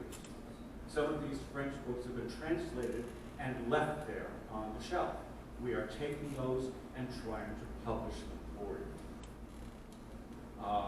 And finally, we can proudly make them available to everyone, a new part of our La Salette legacy. For the last 10 years, we have been publishing our most popular book, the La Salette Prayer Book, of which we have today distributed over 37,000 copies of this small booklet. I had to beg people to take them when we first offered it. And now we are getting orders from it all the time. Every year our website offers, averages about 500,000 people coming, and there are more and more people coming every day to the website. Interesting.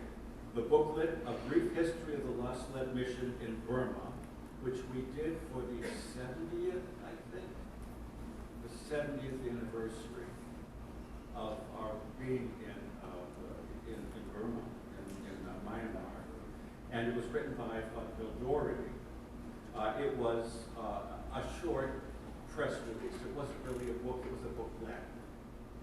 And we have, as of now, it has been downloaded in the PDF format, which is take a picture of the page and you can see it. You can't make it larger or smaller, you just see what you have. And that's been downloaded 25,000 times. So 25,000 people went out of their way to get this book in PDF format. We're going to be publishing it in a regular book format shortly. Due to the surge of interest in apps, which are applications, for various electronic devices, we are planning to offer a La Salette app, which will contain a perpetual calendar of daily gospel reflections, which is the book that I'll talk about in just a few moments. Articles, connections with La Salette books in several languages, and other information to be announced. We are forming the basis for the La Salette Clearinghouse Library, which the initial part of that is on the website. We've been experimenting with different formats of all available books on La Salette ever printed. Ever printed. Okay? A lot are on Google, and we give you the link. And you go to it and you can get it, whatever language it is. Connecting with Google Books and Amazon Online Library. This collection of over 500 books, which will be our La Salette Library, is based on John Stern's book, his study of the La Salette bibliography that he did in 1970, which has 1,600 individual things, but some of them are just papers. So we're just looking for books. And we went on all the sites. I spent a week and a half going into Google to find all the stuff on La Salette, even the Melodies stuff, because it's part of our history, and it's in John Stern's book as well. So, the books, the 500 books will be available on our site, and also, and it's in, and there's about 10 different languages offered. In other words, there are some books that are written in Italian, some in Portuguese, some in English. We leave them the way they are, but we have them available for people around the world. This can be easily linked and offered to all La Salette websites in shrines, parishes, and ministries around the world. You can simply put in your website a link to our library, and you will have that permanently on your website. Okay? You don't have to do any work, just provide a link. Some of the sources for our publications are formed by our office from the many until now unpublished presentations, La Salette monk conferences, etc., given by our La Salettes over the last 100 years around the world. So we get materials from everywhere. Note that all e-books, once published online, will remain online forever. Okay? On time. So we're building up things from nothing to something, and we're in the process of doing something about this. All of our books will be available in both formats. Soon, PDF will no longer be used on the internet, maybe about 5 to 10 years. No PDFs will be available, not just sending it to, offices. But for books, they would never do a PDF book. So eventually it will change. Finally, we are proud to state again that our province's website offers more La Salette information than anyone else in the world. Okay? We are presently working and we're offering to help the General Secretariat in Rome to reformulate the website that Rainey and I started 20 years ago? 16 years ago. In my 3-week vacation, we started the website in Rome. And it's gone through several different changes, and it needs to be changed again. We're offering to do that. Just some materials, so the bottom of the first page, just some materials that will be published around the time of, in between, before and after the 175th anniversary of the La Salette apparition. Rainey mentioned already the first one, Daily Reflections for 2020, exploring the message of Our Lady of La Salette, with reflections on daily Gospels for Sunday, Monday, Tuesday, Wednesday, Thursday, Friday, Sunday, Sunday, Monday, Tuesday, Wednesday. In other words, it's by date, January 1st, 2nd, 3rd, and you have reflections every single day according to the ordo. That's fine, okay? And we're expecting to work on 2020, 2021, and 2022 as well. We have the journey of Food for the Journey, the biblical roots of the La Salette Message, Volume 2. That's Charu's book. I'm almost done that. We're almost ready to print it. Contemporary Reflections on the La Salette Message by Father Roger Castell. I was shocked to hear that he has advanced Alzheimer's. This wonderful intellect and faith person has Alzheimer's. So we're publishing one of his two materials used for this one book.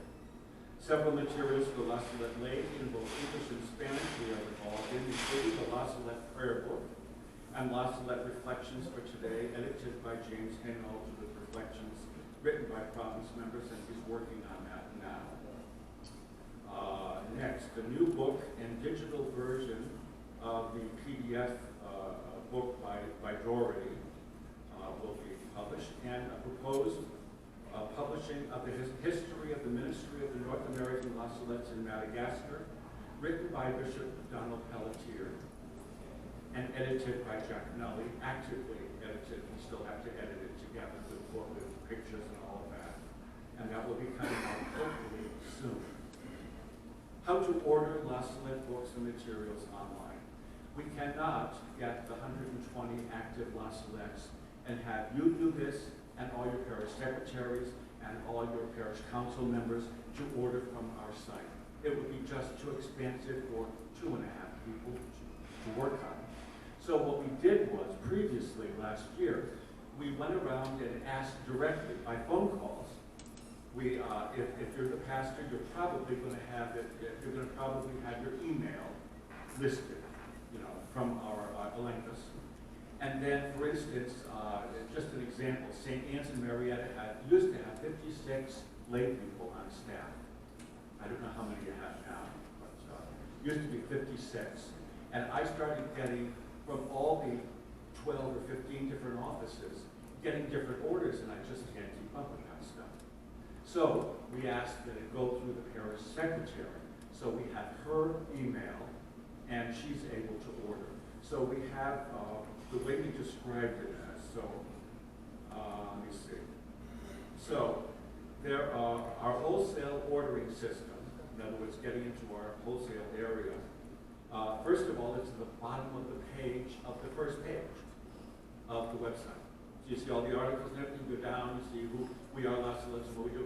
Way down the bottom is La Salette Bookstore, and only you, some of you, can get into that area. So it's usually limited to 1 or 2 people from each ministry or house.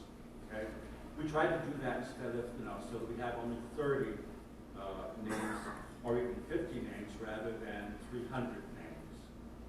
So you can look at the material, and what it basically is you have to go through your buyer or your buyers. Great Cadron is a buyer. The parish secretary at St. Anne's is a buyer. So if any of the offices need something, they go through the secretary. Now, you're going to have a credit card because everything, a credit card or PayPal account in order to get the information. Okay. Moving right along. So, moral of the story is, last but not least, all of this has been accomplished and is planned for the near future by 2.5 people. For the near future, when in February of this year, our office budget was cut by $80,000 by surprise and with no reasons given to us. So it went down and we almost closed the office instantly because our techie, who does 90% of the work online, could not afford to stay with us. We managed to balance things out, and he's staying for at least this coming year. I don't find that decision of one person fair or prudent. Our communications center needs to be fully funded for the sake of our online future as a province and our proven ability to make Mary's message known in this digital age in a unique and powerful way. Again, all this information and more will remain for the countless thousands of people who connect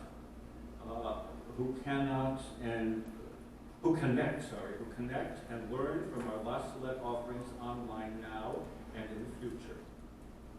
Thank you very much for this opportunity.